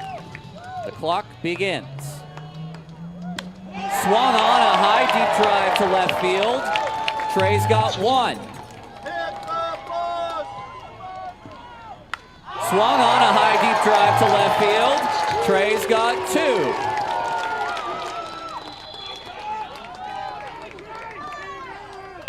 Swung on a high deep drive to left field. Trey's got 3. He's locked in. He can take his sweet time. 1:30 on the clock. Swing and a drive to left field toward left center. It's deep. It is gone, and this ball game is over. 4 home runs without an out in the knockout round, and Trey has his 3rd knockout victory of the year. The Ballers finish the first half on a 4-game winning streak and sweep the Yuba Sutter High Wheelers.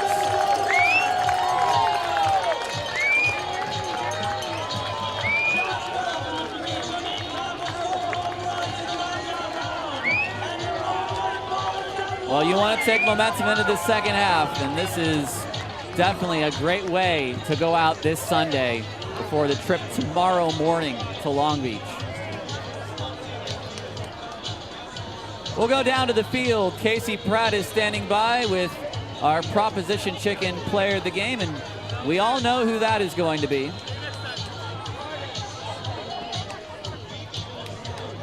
All right, there goes Trey over to Casey, and we are going to send it down now. Thank you, Tyler. I'm here with our hero, Tremaine Cobb Jr. Trey. Started the day with the day off, ended the day with the walk-off knockout round home run win. Tell me a little bit about how much this team is gelling right now. It feels good. We've been able to gel a couple of series wins before going into the second half, and I think the vibes are high going into the second half, so I'm just happy we were able to pull out with a series win and a good little sweep. Yeah, huge sweep. We really needed to get this season going here. We got to the halfway point. The second half is where it's at because everything resets now, and it is time for the second. So how good do you feel about the way that this team is heading in with momentum? I feel good. Offense been rolling, pitching's been rolling. I feel as though we have a good team to be able to make a run in the second half and hopefully get into the playoffs and make a run for another championship. Now, you talked about the vibes with the team, the vibes in the dugout, the vibes in the clubhouse. How about the vibes in the crowd out here today and this whole series? I mean, Friday, Star Wars night was lit, Metal night was lit, and then Zoo Day, of course. This crowd has been amazing. I mean, you know, the fans in the city of Oakland always have our back. It's always good to play for them every day, and we appreciate y'all every day. Appreciate y'all coming out, spending y'all money on us, and we hopefully that we can put on a show every day for y'all, and we just love y'all. Thank y'all. All right, Tremaine Cobb, our Proposition Chicken player of the game. Get your chicken tray. Congrats, man. Back to you, Tyler. Thanks, Casey. We're going to take a break and come back on our Ballers postgame show. We're going to wrap up the game, and we're going to wrap up the first half of this season. The Ballers finished the season for the first half at 22-26. Come on back on the other side for the Ballers postgame show. Tonight until 11 p.m. Grab a bite to eat.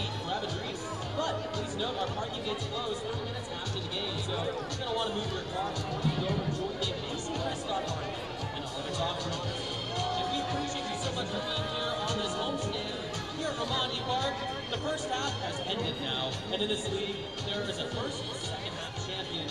The top 2 teams in the second half also get playoff berths. So a new season starts essentially on Tuesday. And we'll need your support because we're back at home on Friday for World Cup night. And on Saturday, it's Casey's favorite day of the year, Mania.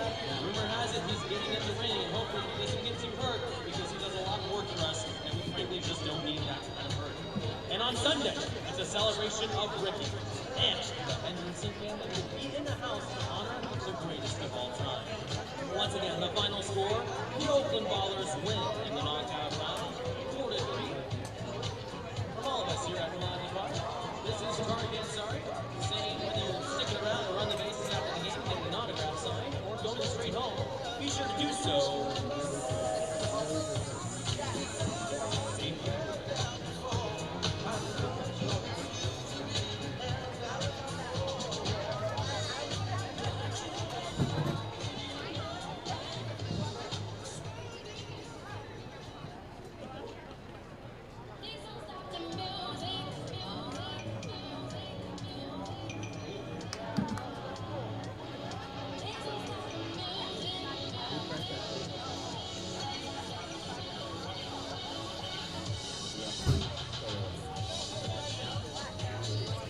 Ballers are winners to finish this first half. Tyler Peterson and Gareth Kwok welcome you to Raimondi Park. It's been a fun weekend, and of course, part of that is because we're winning. And we loved that feeling last year. We haven't seen enough of it as far as we're concerned this year.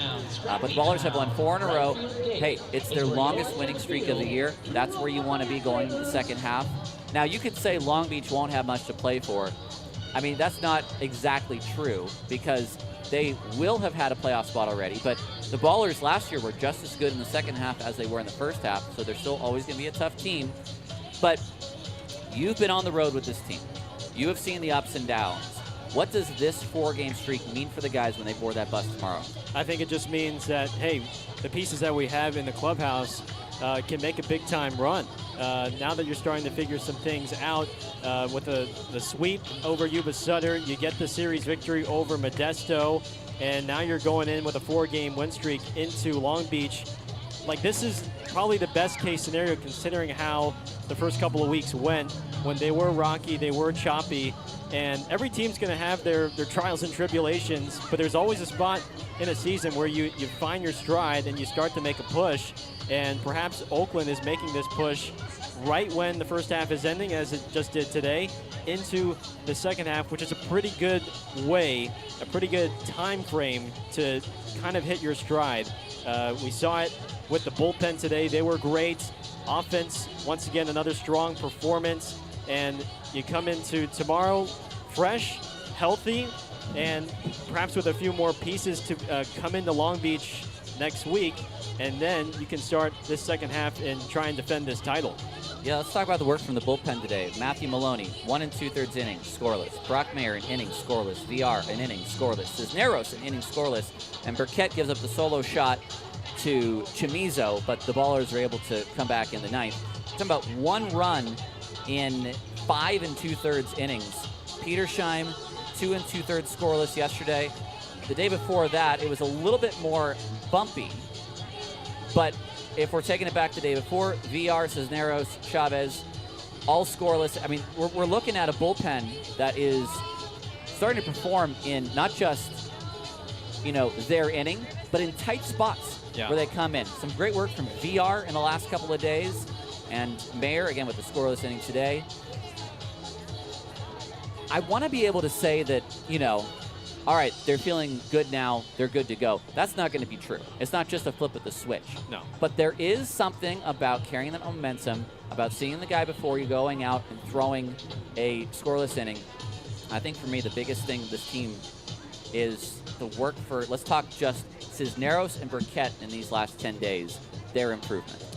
I mean, Burkett's improvement has been very, very impressive for a guy that was struggling with command and walks, and you're just wondering if he's ever going to figure it out because the strikeout stuff's there.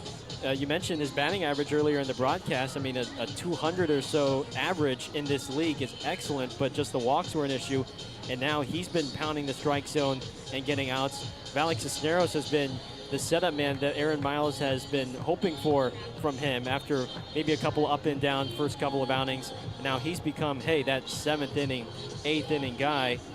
It's just a bullpen that's starting to take up shape now, and what you had hoped for initially in the beginning of the season, they're now starting to show those signs. It's something that we hope the Ballers can take into their next series in Long Beach. We'll take a break and come back, wrap things up on our Ballers postgame show on Ballers TV.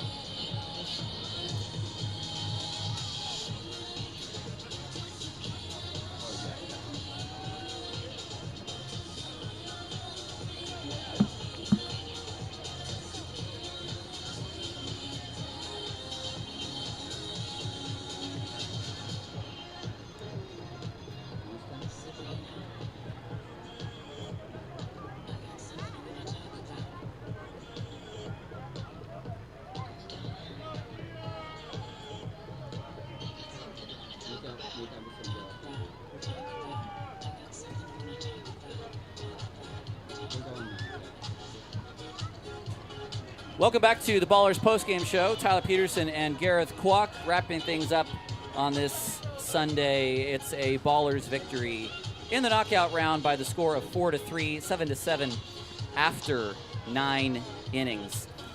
Gareth, I want to ask you this. You now have a half of a full season of Pioneer League baseball under your belt. You've seen college, you've seen college summer, you've seen couple different levels of professional baseball in the minor leagues. What has this 48 games been like compared to maybe what you've experienced in the past? Well, I like this format. I like the split season format because it allows teams that maybe had tough first halves to then bounce back in the second half. But when you have just a 48 game, when you only have 48 game halves, there does provide a little urgency day in and day out to win, and of course at this level and for these teams, that's kind of the paramount right now compared to a lot of the minor league systems. Maybe there's a little more emphasis on development than some winning, but right now with the Ballers, it's a team that's, you and this organization has seen it year in, year out. There's a high expectation, there's a high standard that needs to be upheld, and didn't quite meet that in the first half, but hey, this is why you can flush everything in the second half, reset, and still have a chance to defend and protect the title. So the team that has been put together, I think, has a really strong chance. There's been some pieces brought in that have really developed, and I think you're looking into this Long Beach series with a whole lot more confidence than you did maybe that week 3 or week 4 of the season. 3 games in Long Beach. Those will be Tuesday, Wednesday, Thursday. Gareth Kwok will be on the radio. And then I will see you after. Yeah.